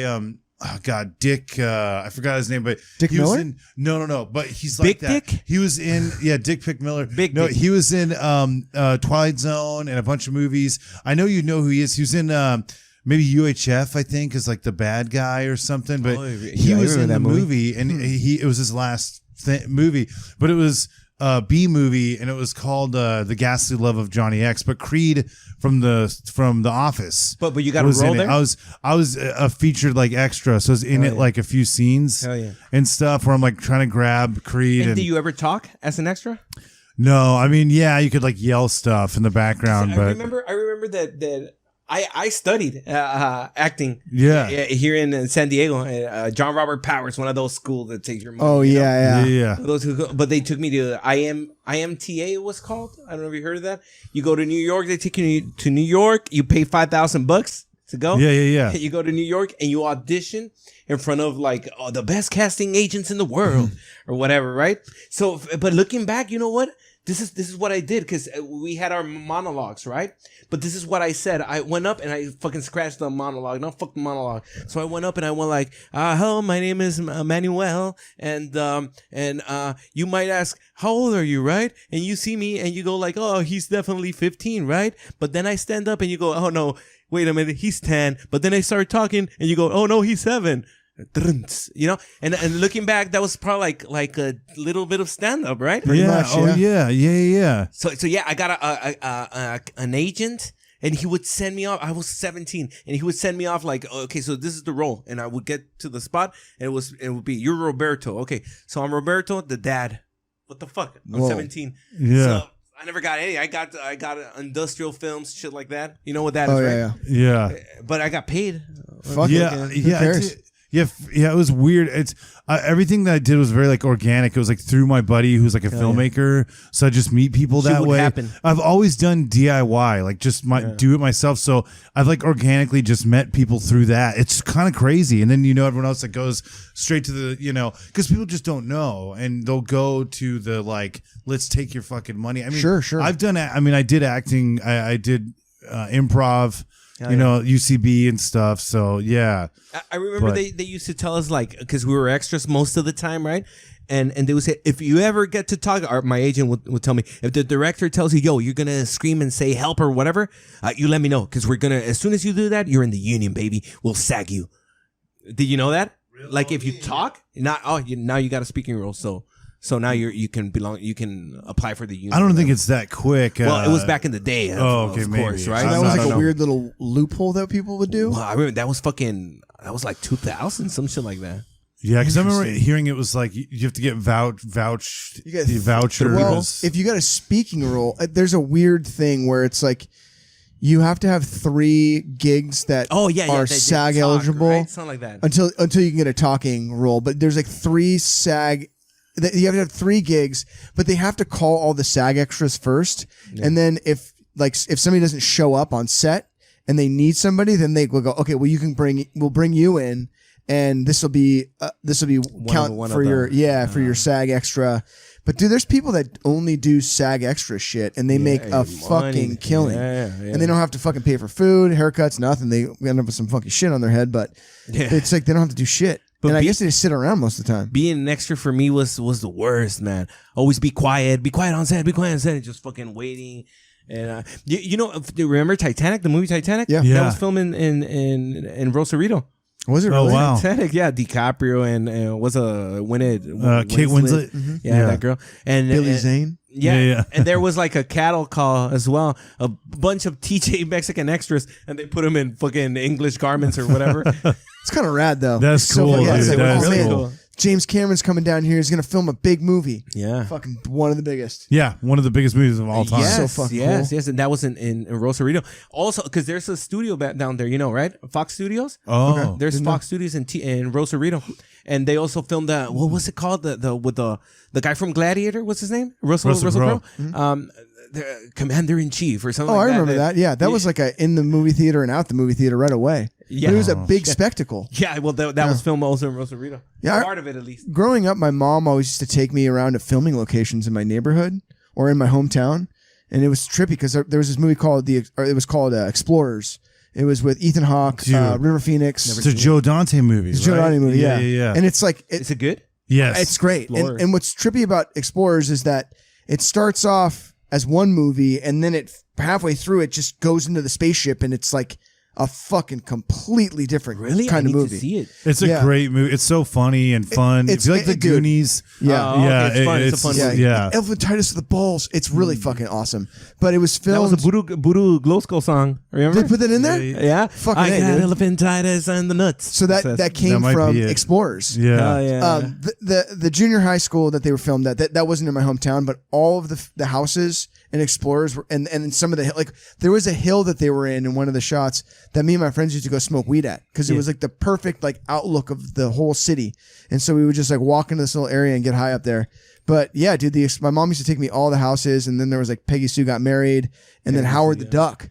Howard the Duck was filmed in my hometown. You probably love that movie. Oh, I loved it. Dude, I loved it too. Yeah. It was awesome. And my mom would be like, yeah, this is where like the car goes down into here. I'm like, whoa, like, yeah, it was so cool, like, growing up, and she would, like, show me this stuff. Back to the Future was actually supposed to be filmed in my hometown. Wow. It was filmed, that scene in Puente Hills at the mall. Yeah, at the mall. Dude, yeah, I actually was an extra in Dodgeball also. Really? Yeah. Dodgeball? Yeah, when I was... That's Ben Stiller, right? Ben Stiller, and I talked to Ben Stiller and Justin Long, and, the character actor that plays Bill, he's in Barry... He's in Dodgeball, Stapler. Mount Rushmore's, right? Yeah. Ben Stiller is. And he's amazing. Yeah, and it's so funny because I have a pretty funny story with Ben Stiller because he's actually Ray Gold. Yeah. That's why he's like stuck porn. I'd been told that he was that he had dated one of my friend's moms, like just went on like a date or something. And I remember like always being blown away with him. Like, wow, you went on a date with Ben Stiller. And so here's my chance to meet him. And it was hilarious because he was in his like, like his villain makeup and everything. And I was talking to him real quick, super nice. And I was like, hey, I think you dated one of my like friend's moms. And he was like, while you were married. And he was like, what? And I'm like, yeah, her name's Wendy. And he's like, oh, where'd she live, in New York or LA? And I'm like, oh, LA. And he's like, huh. And he's like, man, I don't know. He's like, I'll think about that. I'll come back. And it was funny because I found out later that my friend was fucking blowing smoke up my ass. Oh my god! So yeah, of course, and him and his mom were in on it. Dude, Yeah. that sucks. Yeah. but it's kind of funny because he had a weird like personal moment with Ben Stiller. Yeah, where yeah, He was because like of that. genuinely thinking about it. he's like, Wendy. Oh yeah, what is that? You trolled him. Yeah, but he seemed like he was like, oh, I don't know. And then, Wendy, but probably. it was funny because a friend of mine who was ridiculous, he was with me. He's the metal dude that I told you about. That's like, I'm a fucking virgin. Yeah. He was bothering. God, what's his name? He's the character actor that's in Barry. He's the stapler from Office Space. He's in Dodgeball. Oh yeah, I know what you're talking about. I forget his name. I feel he's so great. Yeah. He's like awesome. Bill and King of the Hill. Yeah, I've seen a bunch of stuff. He's fantastic. Yeah, he's great. He's super nice, talking to anybody, fucking real cool. And I respectfully talked to him like, dude, I love your work, like you're awesome. But my buddy, of course, was like, do the stapler. Oh my God. And then all these fucking annoying people. Yeah, and it was so sad because I'm like, dude, you guys fuck up moments like this. Yeah. Because here we are, we can actually like talk to these people that we Yeah, admire, and yeah. then some fucker always has to do that. Do the stapler. There's Yeah. a fucking. When I was at your show with Tripoli, like a few weeks ago, or like last month, I was talking to Tripoli outside, and there was these people that were obviously big fucking fans, like they were hardcore, and one of them was really drunk, and he says to Sam, he goes, "Yeah, all your shit was like pretty bad. Like I never was a fan of anything that you had done, but like, you started doing tinfoil hat, and I really thought like, oh, this guy's onto something now, and I fucking really like what you do with the tinfoil hat, but all your other stuff was pretty like trash, and like Sam's just sitting there, he's like, yeah, I was pretty fucking high when I did a lot of that stuff, and I'm like looking at this fucking guy, and his friends are just kind of like, the fuck, like I was like, oh my god, they probably are socially awkward people, right? They just don't know how. act. They just don't know how to act, and like I guarantee, in that guy's head, he was like, okay, I'm a big fan of this guy, and I don't want to jerk him off, but like I want to like let him know that like I really like his stuff, but I don't want to be like that. Like, yeah, everything you've done fucking sucked, but like there's a couple things that you've done that's really fucking cool, right? You're like, dude, it was so fucking cringy, and like fucking poor Sam, dude. I was like, weirder for like honestly, because. I'm a fan, right, of a lot of people, comics or whatever. But sometimes it's like a fucking panic. Like, yo, I want to say hi. He's right here. It's just like two guys. Like if we're just two guys, like that happened to me with Joe Rogan. Sure. Actually, at the Comedy Store, late night. I don't know. It was like fucking 15 people, and I was sitting watching. I don't know whoever, and he sits right right there. And I was like, fuck, Joe Rogan, UFC. Fuck. Wait, that is before his podcast fucking blew up. did you say what's up to him? No. Look, so I was right there, and he was like, Yeah, dude, straight up. he was like, Yeah. like that. No, and I was like, Joe Rogan, right? Whatever. Then when I went to the bathroom or whatever, he was outside, and I'm like, hey, can I take a picture? Oh yeah, buddy. Absolutely. And he was like, yeah. The He's thing the about coolest him, at the Comedy Store. Yeah, that is why the Comedy Store feels a little different, I think, is because he is all for like the scene. He's all for supporting like other comedians and comedy. Like he seems like, it reminds me of those like hardcore kids that go to every show and like pick up the kids that fall. Like he seems like a really good guy when it comes to just supporting comedy, you know? Yeah. And he seems He's like genuine. Yeah. I also like the last time we went to, I saw Jesselyn and I went like, yo, I just gotta do it, right? You have to. So he was just like standing there with some other guy not talking, just two guys standing, right? And I saw him and like, man, you think I can fan out and fucking take a picture? It looks like you're going to. Yeah, sure, let's fucking do it. And that's cool though, dude. Yeah, it was, I don't know, man. Yeah, it's wild, dude. I remember I saw Grandpa from the Munsters in Vegas when I was a kid. Wow. Yeah, he was at the Monte Carlo, dude, smoking a cigarette in the hallway. I'm like, holy fuck, because it's weird because I thought he was like long gone, Al Lewis. I thought but he was still going because he was like younger than us probably when he did the Munsters. So here's a question that I had that I asked both Daryl and Zach on the Spongeworthy podcast, and I'll ask it both to you guys because I'm really curious about your answers. We'll start with you. What was the most starstruck you've ever been? I got it. It was actually here in LA, Sunset Boulevard. Fucking 2001. I'm with my manager at the time for my ska band, and I'm sitting with him. We're at the Rainbow. You know the Rainbow? Yeah, What is it? just Restaurant there. or Rainbow Bar and Grill? Yeah. So I'm there, eating my Caesar salad, which is great. I totally recommend it. And all of a sudden, Batmobile fucking drives up. Batmobile. George Barris Batmobile. Was it? It was like the original. It was like the original. Yeah. Who steps out? Do you know? Adam West. No. Michael Keaton. Slash from Guns N' Roses. Oh, Fuck. That's of course it was Slash. Slash from Guns N' Roses. In a fucking. Was he driving it? He was driving it. Straight up driving Dude, it. you know how much those? So there's a company that reproduces Batmobiles. Yeah. Like the 60s era Batmobiles, and they do them to a T. Like there's literally a flamethrower on the back and everything. Oh shit. They're like 200 and some odd grand. wow. Yeah, They're I bet. fucking sick. And he probably got it. So Slash's was probably got it from One of George those. Barris. Yeah, it's probably like a real one or Dude, something. for Yeah. sure. Because like George Barris time. was the guy who made all those vehicles, Munsters, that Batmobile. George Barris was a local guy for a long time. In fact, I had one of George Barris's little tchotchkes. Yeah, because like little I have all this bullshit everywhere. So one of my buddies, my buddy Kevin, gave me one of his little. He's like I bought this at his estate sale. It was sitting on his desk. And I was like, that's fucking cool. So all right, that's a good one, man. Slash. Yeah, so he fucking alone sits on his table and starts eating or ordering or whatever. Mm-hmm. And there wasn't a lot of people, and I started, that's fucking Slash, dude. I gotta take a picture. And that time it was like cameras, like digital cameras, Mm-hmm. and I had one. And my manager, no, Papa, that's normal here, Papa. Don't fucking fan out or whatever. Yeah. And I was like, dude, it's like if it was Axl Rose, I wouldn't have given a fuck. Right. Because I was such a big fan of Guns N' Roses, man. Yeah. Yeah, it's wild. I would freak out if I met Axl Rose. I mean, he was such a fucking icon. Yeah, dude. Yeah. I do music because of Guns N' Roses. Really? Yeah, it's because of Buckethead. Buckethead. Dude, I just he got was the fucking Yeah, great he's cool guitarist. too. man. Buckethead? Oh, he's the Buckethead fucking. I got a is sick fucking- dude, from Riley. I got a sick Buckethead shirt. I just got a poster, a Chinese Democracy poster with at the Fillmore. So they were playing a show at the Fillmore, and it's like a 2006 Guns N' Roses poster. It's fucking sick. Anyway, who was the most starstruck that you've ever been? God, let me think, man. Meeting like Mike Dirnt from Green Day, I was like so stoked. Oh yeah, But he's he's so cool, chill. dude. He's very He's so disarming. fucking cool. Very disarming. bassist, yeah. I don't know. I mean, yeah, like Ben Stiller, I was Is even that the kind of bassist okay or who? with.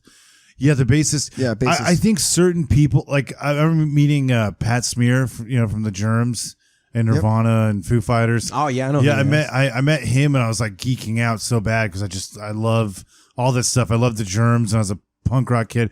Nirvana, obviously just see all the stuff that he's done. And yeah, But he's a there's legend. no clear like. I'm trying to think of like there's probably when Vegas Vacation was filming. I was 11 years old, and we were in Vegas when they were filming it. Mm-hmm. And I remember my dad, dude, he lifted me up on his shoulders because I was like 11 or maybe even 12. No, 11. He lifted me up, and I could see like Ethan Embry in like the Papa Giorgio yellow like suit, and Chevy Chase. Remember Chevy Chase fucking waving at me, and I was like, whoa, like it was so cool, dude. It's a weird, vivid memory I have, but I remember being like because I loved Chevy fucking Chase, dude. Chase, Yeah, dude. it was crazy. Yeah, He that lived was out one here in thing. California, right? Because Yeah. I remember an aunt of mine, my dad's sister. She married this Middle Eastern dude. They had some money. And one of her neighbors, I remember, this was in the 80s. It was Chevy Chase. Yeah, Oh, I yeah. mean, he took his name after the street Chevy Chase. Oh, real? Oh, Yeah. yeah. Because he's from New York, I think, originally. But he was like in Steely Dan Was he? for like a minute. He's like fucking weird. he's obviously you hear all those things about him, but like just then I didn't know that. I just knew he was Chevy Chase, you know, and so for me, I remember being like, whoa, because I loved Vacation, Sure. I loved all his stuff. So yeah, that was cool. There's probably other stuff I'm forgetting. Like, There always is. yeah. How about you, Rossco? Fucking, I think the most starstruck I ever was where I couldn't speak, was weirdly with, Huey Lewis. The second time I met Huey Lewis. Yeah, I just couldn't. I feel you, do you dude. like I him feel or like, what? 'cause that happens. That happens. Yeah, Like, it's like the most like I turned. There's been a few times like Huey Lewis. off the top of my Lewis. dome, like Huey Lewis the second time. The first time I met him, I was really young, and like all that kind of came back, and like Power of Love was going through my head, and then That's a song of his? yeah, it's Back to the Future. And then another time I was at Coachella. You're addicted to love. Is that him? No, that's Robert Palmer. Oh. But at Coachella one year backstage, and I turned the corner, and I ran face to face into Waka Flocka Flame. Now, Waka Flocka Flame isn't like... Is that a rapper? Who? He's a rapper, yeah. But like he's nobody like super, super special or anything. But like it was just because like his presence, he's this big fucking... He's like this big, ripped up, all tatted up black dude with fucking locks. Fucking sick, dude. Like he looks like $1 million. And I got a professional wrestler. He's like huge. And I got really starstruck when I ran into him. And who would be like the biggest star you've ran into? The biggest star? I mean, for me, the biggest star that I've ever... I mean, it depends. Dice Clay. You know, that was a guy Where that at? like... At the Comedy Store one day, I was like, I talked to him. I didn't talk to him, but like I was like, from here, from me to you, and I was like standing there. I'm like, fucking Dice is right here. Legend, like, it's dude. like, yeah, legend. And like growing up, like it didn't get any People bigger. say legend a lot. That's a legend. He's a legend. Yeah, absolutely. And like, I would say like another person that I kind of got starstruck, which I never should have, but like fucking Paulie one time. Pauly Shore? Yeah, Pauly Shore was like, I was at his mom's booth, and he was like standing right next to. I was like sitting there, and like he was like standing right here.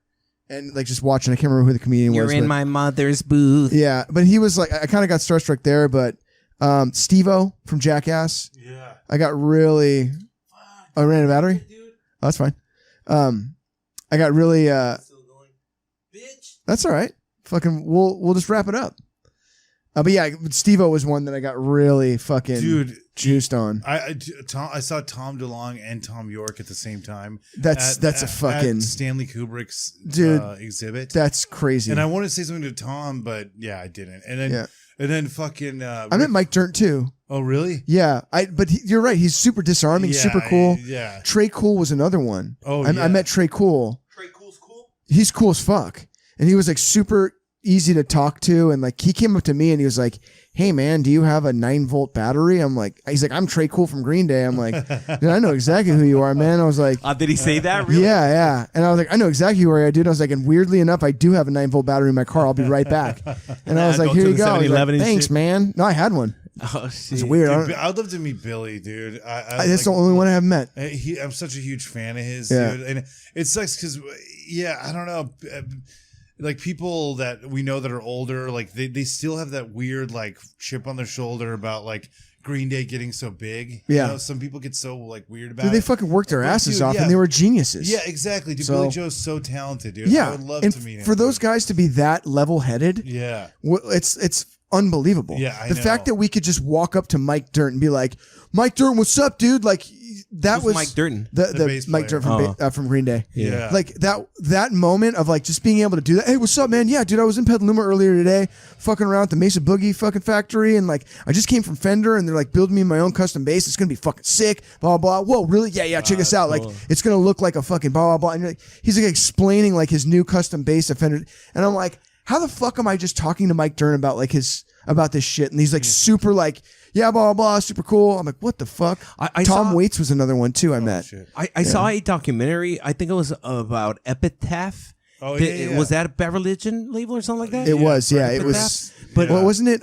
It was Offspring. Didn't the Offspring start that? No, Brett Gwiritz, yeah. But that's what I was. they did Nitro a bunch Records. Of, a bunch Gotcha. of different type of bands like Green Day passed through that label somehow. Sure. Yeah, they were on Lookout Records. The Yeah, big, Lookout, yeah. That was Operation Ivy, no? Op Ivy too. Yeah, I think so, Green yeah. Day. There's cool. I have an old school. I have a Kerplunk shirt that still has the Lookout Records thing on That's it. awesome. Yeah, dude. Yeah, Awesome. because they don't do that anymore. Because Fuck no. they had a weird like falling out with like Lookout. I'm sure there was some weird shady business Legal going on, shit, and yeah. and I'm sure that like all these like record labels that were that was the only thing they had. Yeah. That like they're gonna take advantage of that. I remember the same. They didn't take advantage of it, but like what do you call it? Fucking Less Than Jake. You remember Less Than Jake? Yes, I do. You okay? I'm confused at where this is filming. Oh, the camera's right here. Okay. So Less Than Jake, they did one album with Asian Man Records, which was a ska label out of Mike the Bay Park, Area. right? Mike Park, yeah. Yeah. So they did Asian Man. So they had a record on Asian Man Records. Well, that record with Asian Man Records came out right around the same time as Losing Streak, which was like their first big record. And so that everybody was like, "Oh, Less Than Jake." So they all were going and buying this record from Asian Man, which in every Asian Man album that came out or at CD, there was a fat fucking list of all the bands and all the CDs that you could buy from their catalog from Asian Man Records, which put a lot of bands that no one would have ever heard of on the map, such as like Link 80 or Slow Gherkin. All these bands that, like, you know, I'd be in Michigan and I'd be talking to people that were from Delaware that would be like, oh yeah, Link 80, oh yeah, Slow Gherkin. I'm like, how the fuck do you know these guys? Oh, because of Asian Man Records. I'm like, Asian Man. Do you remember Skanking Pickle? They were on Asian, and Mike Park was in Skanking Pickle. Oh, really? Mike Park fucking, I'm not sure if Skanking Pickle would put out an album on Asian Man. I don't think they did. Because it was an Asian dude, right? Huh? It was Mike Park. Dude, right? Yeah, Mike Park. That's him. Oh, okay. Same dude. Shout out Mike Park. I fucking love Skanking Pickle. It was good, right? Fake and Jamaican. I only remember the first song, the Gas in My Car or something like that. Yeah. That was Gas one in of them. My Car. Yeah. Dude, fucking, they had like the Margaret Cho themes. Oh, they put out a Margaret Cho theme song. Oh, really? Yeah, they wanted to. They tried to make it the theme song, but it didn't go over well. With You know the what's label. sick? Actually, like, there's always on hotel rooms. I stayed at a hotel tonight, yesterday, and they always got South Park. South Park's still fucking running on Comedy Central all day, every day. Yeah, and man. what's sick of it is that I used to love Primus. Oh yeah, And Les Claypool or Primus, I don't know who did the theme song. Yeah, the theme song. Les did the theme song. Yeah. That's another guy that I got really starstruck when I met. Like Oh, you met him? I've met Les a few times. Oh shit! Yeah, because he lives. Is he weird like that? Fuck no, he's great. He's a fucking guy? awesome. Oh, dude, he's awesome. He's wacky as all fuck. Yeah. Like he was in my shop getting his kid's hair done, and I was basically just the shop boy at the time, and I fucking was like tripping out. I was like, oh my god, I can't believe Les is in my I'd probably fucking shop. flip out too. You know, like for that guy. when I first got when I got my first bass guitar, I took Bass Player magazine and cut out an EMG pickups advertisement and fucking taped it on the side of my amp. Like I was that big of a Les Claypool fan. Les Claypool or Primus? Both. Because I was a Primus fan, like that hardcore.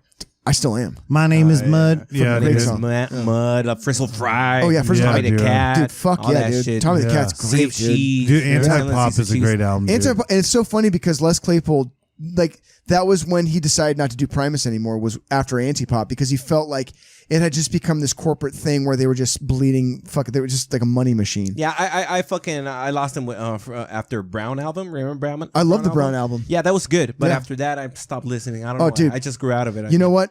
Anti-Pop, if you go back and listen to Anti-Pop, there's It's some so fucking good, dude. killer songs Yeah. on Anti-Pop. Remember the one with the three spoons or what was it? When they did that video, like they were like rubbery, and then Energizer did. It was the Winona's Big Brown Beaver. Winona's Big Brown Beaver. Yeah, what was the they're name the of that album? Cowboys. Do you remember? That was it wasn't Seas of Cheese. That was Something about C, right? it was I don't know if it was on Seas of Cheese or if it was No, on. it wasn't that one. It was like a crazy digital animation, ugly digital I animation. can't tell It you, was but like I know what you're three talking about. It was 3 spoons. Yeah, right? Yeah. On the C. It was like a weird 90s CG spoons or something. Yeah. But they had that sick ass video, dude. Yeah, when I was big fucking around. groundbreaking. Yeah. They do. It was the same guys that did the Duracell family, Yeah, or whatever I the bet. hell that Yeah. was. I guess the biggest star that I ever ran into was Tales from the Punch Bowl. Tales from the Punch Bowl. Yeah. Tales from the Punch Bowl. Yeah, dude. Here's the biggest star that I ran into was Woody Harrelson. That's a pretty big one. Right? I'd be Right? stoked. Was he cool? Right? No, I didn't talk to him, but it was at a bar at the Chateau Marmont. Sure. Marmont? Yeah, Oh, makes sense. yeah. So there's like a restaurant and a bar, and on the bar side there was just a bunch of people standing. And he was like right there. I was like, "What the fuck? That's Woody Harrelson!" But nobody was doing throwing a fit. So, okay, let's play it cool, you know? That's Yeah. motherfucking Woody Harrelson. Yeah? Sometimes you got to just take that moment where if there's somebody that you're a huge fan of and you respect what they're doing, you just have to say hi. I did that with Steve-O, and I was really tripped out. And I said to Steve-O, which I'm really thankful that I did, and we'll talk about fucking when this happened to you too. I said, hey, Steve-O, I said, I really appreciate everything that you do.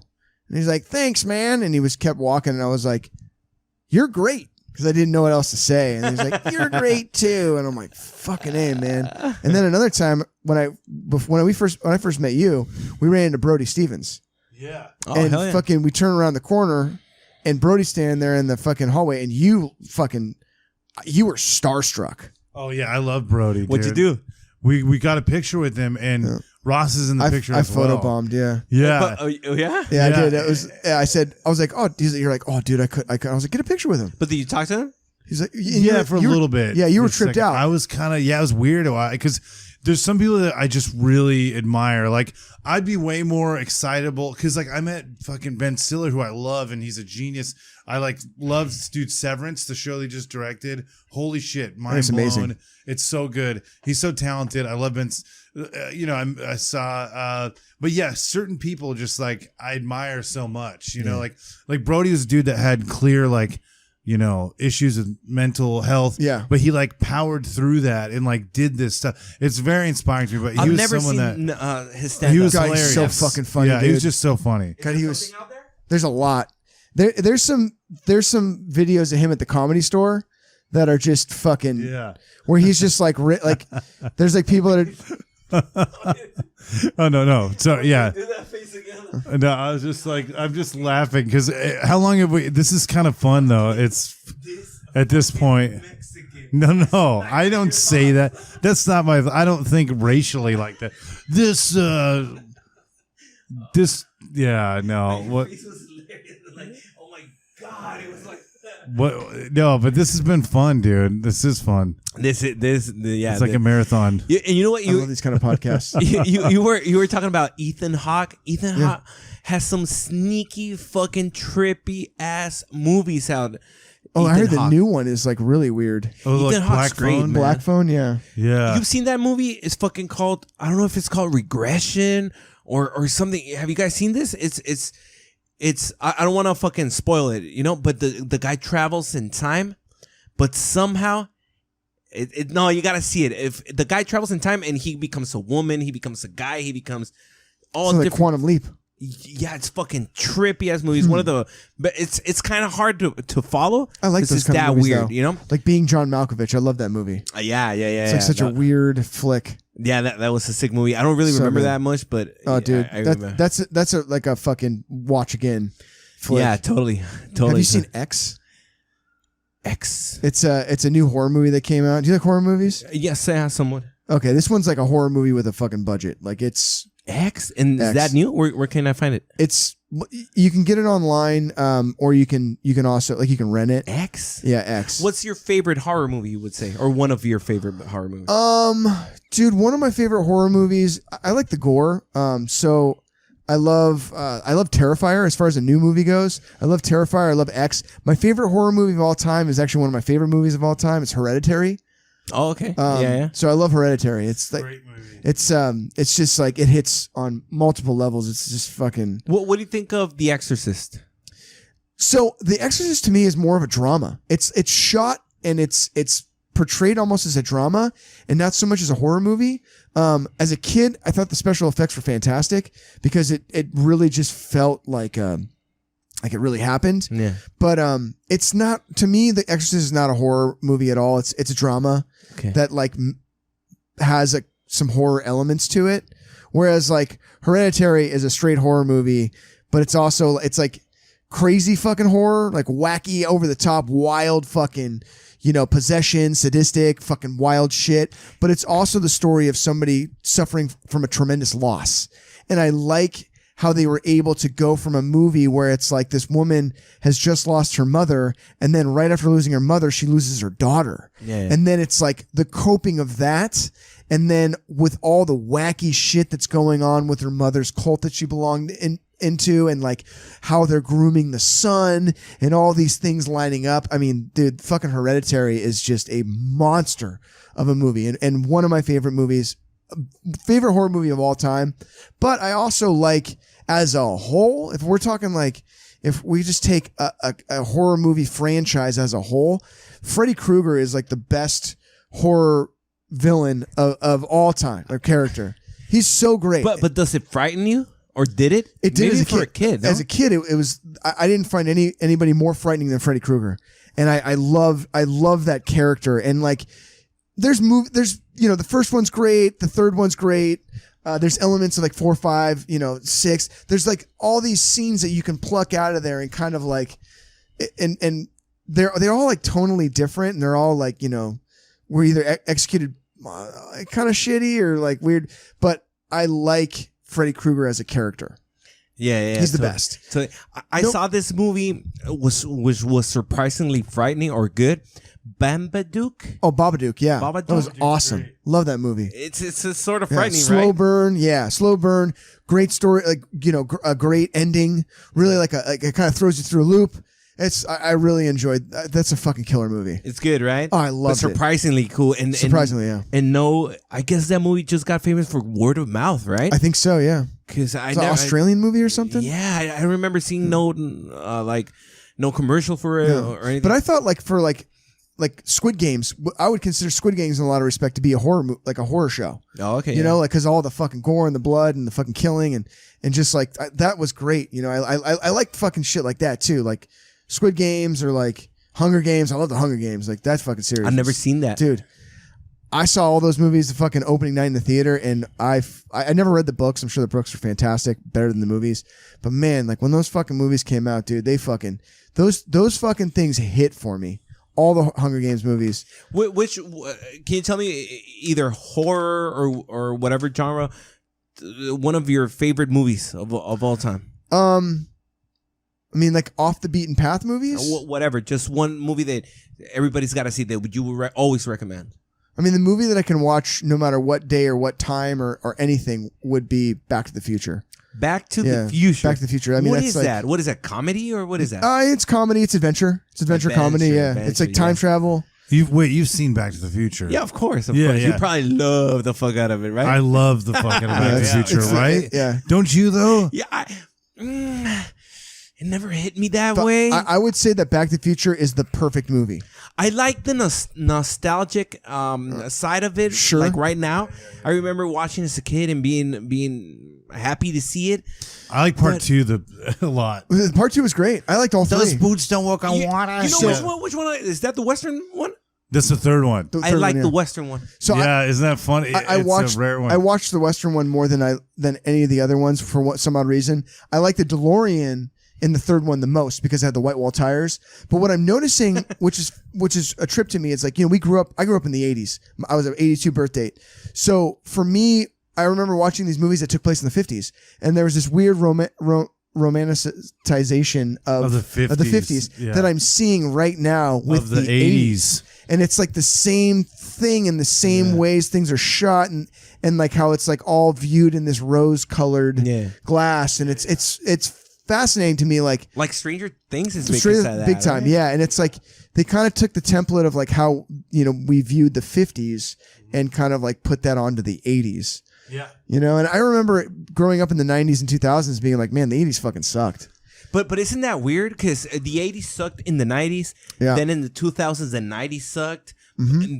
But then it was cool again. Because like right now, probably the 80s and 90s. I mean, the 2000s. Well, that's coming back now. Sucked a little bit, but now it's coming back. Yeah, they're coming back. Like Backstreet Boys sucked like a couple of years back. But now like it's cool. Well, yeah, and there's also the reinvention of that with all the K-pop bands. Yeah. Like that's kind of like the next iteration of that kind of genre. I want to bring something back from the Back to the Future. Didn't he sleep with her mom? And that's he something did, yeah. like crazy about that movie? Well, he kissed her. He kissed her, yeah. And you're my mom.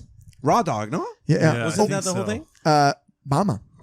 Obama. That was a little bit ago. Yeah. Dude, but why do you say Obama in a low voice? I don't know.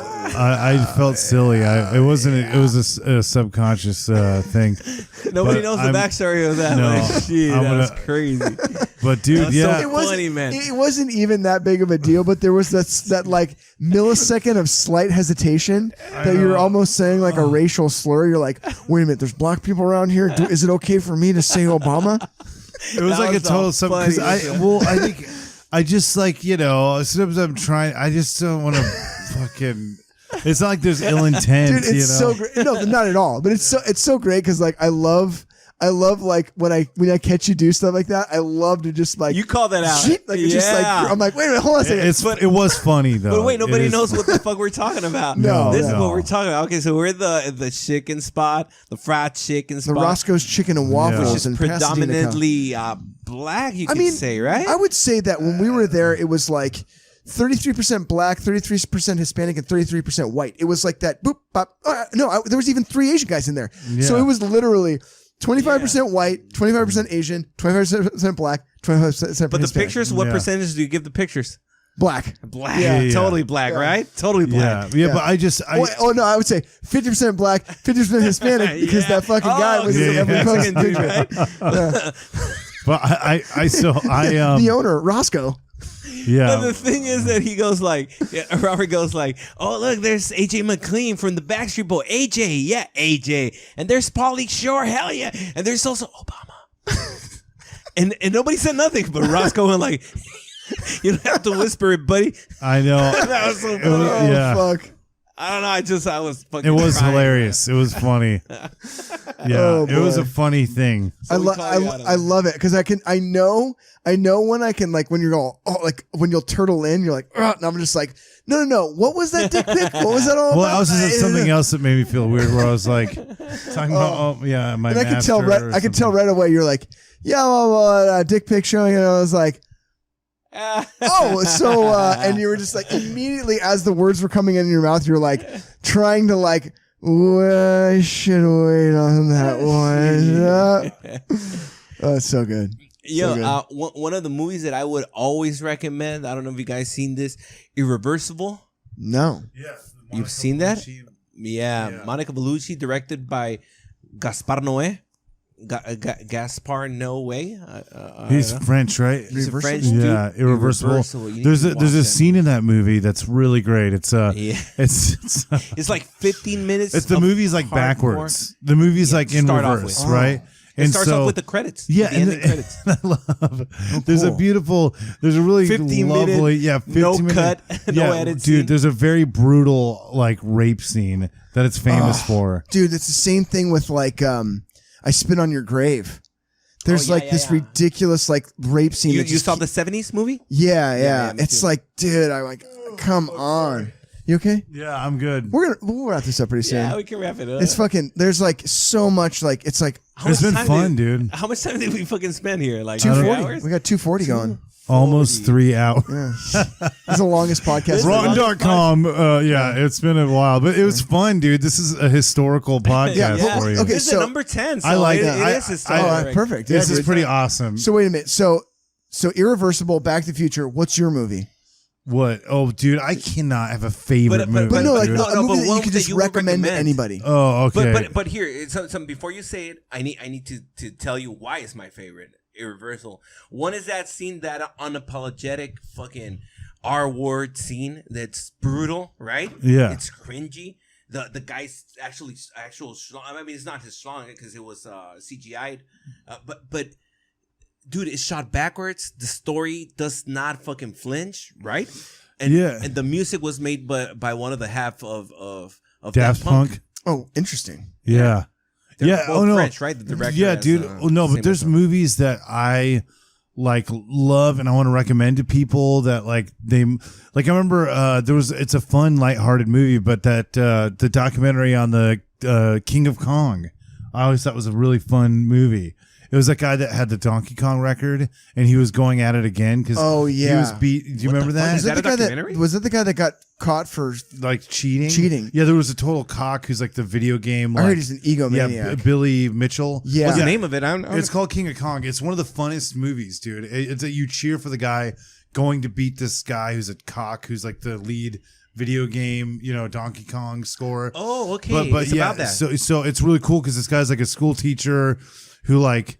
It seems like a good dude, and there's some egomaniac who's like enjoyed all the glory. But yeah, he goes back and he's gonna beat the fuck out of him. It's so cool. I love that stuff. That movie is really funny. The director went on to direct a lot of The Office. Oh, okay. But Cool. yeah. Oh yeah, the King of Kong. Yeah, King of Kong. That's one that I recommend. I mean, dude, there's so many. Obviously, I'm a huge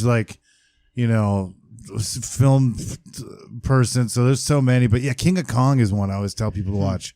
Yeah. I'm excited for that new movie, the prequel to X that's going to come out, Pearl. X. Yeah, it's good, dude. You should watch You X. see X too, dude. I Yeah. love Ty West. Ty West is great. Like, Yeah, I it's got always really weird recommend movies. when they talk about horror movies. I always recommend The Exorcist. For me, that's Hereditary. It just impacted me too much when I saw because my cousins. Oh, you're 5 years old. Come and watch The Exorcist. Yeah, it's real. so Yeah. fuck. It's I terrifying. couldn't sleep. Yeah. Totally. Yeah. Same thing with Freddy Krueger. I remember seeing Freddy Krueger as a kid and being like, holy fuck, dude, like don't fall asleep. Fucking Freddy's gonna kill you in your dreams. And you're He's like, the coolest, man. I love, one of my favorites too is a Deadly Friend. Deadly Friend. It's a Wes Craven movie, and it's the movie he did following Nightmare on Elm Street, and it's a weird movie. Tonally, it's so bizarre. It's like this whiz kid that can he has a robot who's played by Charles Fleischer, who does the voice, who's Roger Rabbit. Oh, hell yeah. And so it's Mimi. Total weirdo, too. And it's a weird movie, though, because it feels like a kid's film, but then it's got brutal murder scenes. Oh, shit. Yeah, because it has the grandma, the old lady from Throw Mama from the Train and the Goonies. Oh, yeah, she's awesome. Yeah, her head gets exploded by a basketball, and it's really violent. But then it's a weird kid's comedy, but then there's all this crazy shit in it. That's a cool movie. It's a unique, weird movie. 80s kids movies in the 80s were always so fucking cool. Explorers and what was that one movie? Wolfman's Got Nards. Dude, yeah, exactly. Nards? That was the name of it? It was the Monster Squad. And the Monster Squad was great because it was so it was the cool kid was riding around a BMX bicycle smoking a cig, you're like, oh yeah, I want to be like that when I get older. And the kid was probably 12 fucking years old, he's you're like, fuck yeah, dude, that's fucking tight. And fucking Dracula grabs this 5-year-old by her throat and screams in her face, give me the amulet, you bitch. It's fucking wild, dude. But these were acceptable kids movies in the 80s that were just so fucking rad. And now I'm kind of glad that and if you ask me, Stranger Things is definitely a kid's show. Yeah. It's a fucking kid's show. Dude, Monster House is one of my favorites. That was such a good movie. Was that a movie? Yeah. Yeah, it was an animated movie. No. The director did something recently. Yes. What was it? It was something remember. that seemed perfect for him to do. I know he got a fucking gig somewhere, doing something. I was like, oh, that's it. Was it the new Haunted Mansion or? It was a big movie. It was something. I can't remember what it was. I might actually have to go soon. Let's Oh, roll. you do? Okay. Right. Yeah. But before we leave, I got a dick. Oh, it was. Sorry, guys. Before we leave, you both like Tarantino movies, right? Oh yeah, Yeah, my of favorite. course. I own all. What's your favorite Tarantino movie? Reservoir Dogs. Reservoir Dogs? 100%. Hell yeah. But I have all this shit on Blu-ray. I'm a big Tarantino fan. Once Upon a Time in Hollywood is fucking amazing. I did not like that, dude. one. It's so good. It's so fucking good. I'm gonna have But to watch it again. You have to watch it not so much as a story arc, as more so a character study and kind of a glimpse into the lives of a fucking Hollywood stuntman and a fucking actor, and what was happening and how they were treated and how they treated their bodies, and almost you just opened up a fucking window in time and you just kind of take a glimpse at these characters. And the revisionist history of it, which Tarantino loves to do, I fucking love that. But then again, Hateful Eight, I love that movie too. Fucking great, even though it was a slow burn. It was super dialogue driven. Dude, the Jennifer Jason Leigh She was character. amazing. God so damn. fucking good. Oscar worthy. No, for me. and also Walton Goggins in that movie. Fucking. Which one's that? The one with the sheriff? the fucked up teeth. The sheriff, right? Yeah, it's just a fucking creep. It's incredible, Bruce right? Stern, I've never seen that guy in anything else. Oh, he's Have been he's been in a bunch of stuff. There's another show he does called The Righteous Gemstones. It's fucking phenomenal. I thought the first He's genius. when I saw him, when I saw Jason's lead character, I was like, "What the fuck?" Amazing, is going just on getting here? punched in the face that whole time. And then, So yeah. good, And so then the good. guy. For me, it's gonna be some of the obvious, but it's just a great movie like that. Kill Bill 2? Sure, why not? 2. Both are great. I don't really like the I one. heard that he's going to do a 3 Oh shit! Yeah, I heard hope that it's someone like those number 2. child actresses, the daughters are now Oh hell old yeah. enough, and he wants. I heard that he wants to do that movie. So Oh no, that wasn't me saying anything. You gotta go. No, I was just chilling. No, but dude, yeah, fuck Tarantino. I love his movies. Yeah. Best, It's a genius. favorite Tarantino movie? Dude, that's hard. I like, Inglourious Bastards is one that I amazing. really love. Saw dude. that with my mom. Yeah, Pulp Fiction. That's such a comedy, right? Reservoir Dogs. Oh, yeah, Reservoir Dogs. Reservoir Dogs is my favorite. Yeah, Inglourious and Reservoir Dogs are probably tied. Pulp Fiction, I Pulp would say Fiction, was too. awesome. It's hard to say But because you can't say No, say it, you know. Well, I can't. Reservoir Dogs is my favorite Tarantino movie. That when I saw it after seeing Pulp Fiction, and it just hit me in a way that Pulp Fiction didn't hit me for some that happened to reason. me as well. And then I remember seeing Jackie Brown and not quite understanding it, but now Yeah, Jackie Brown's I go a great back. movie. It's fucking great. Dude, Robert De Niro is so good in that movie. They're all. of them. Yeah, All of everyone's them. But good. De Niro. The blonde-haired girl. What's her name? Oh, that was was really famous what's her for a name? while. It's oh god, she's in The Godfather too. Her 3. her dad is Peter Fonda. Jane Fonda. Or it was not Jane Fonda. It's Bridget Fonda. Bridget Fonda. Yeah. It took me Hot. hot. Hot. Yeah, but don't they like bone or something? Yeah. De Niro, who plays like this. this. Really lame, right? He's just like a. Yeah, and fucking De Niro's character in that plays such a scuzzball. He's like totally got it. Definitely just The fucking the worst. Like super quiet, creepy. Yeah. You guys watch out for the quiet ones. They're the fucking creepiest. Yeah, dude. Samuel Jackson was so good, dude. So good. And what's his name? The fucking Robert. The guy, Robert, the old guy. Forster. Forster. Yeah, he was all, and Pam Grier. I mean, fuck, dude.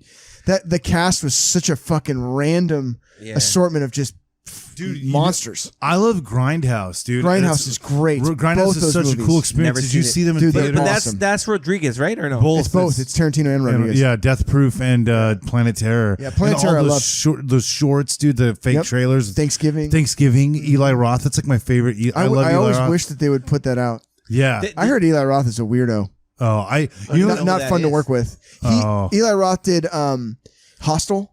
Hostel and he was the Bear Jew and Inglourious Basterds. Yeah. With the creepy eyes, right? Yeah. Oh, he got creepy eyes. Yeah, he's fucking wild. You seen that?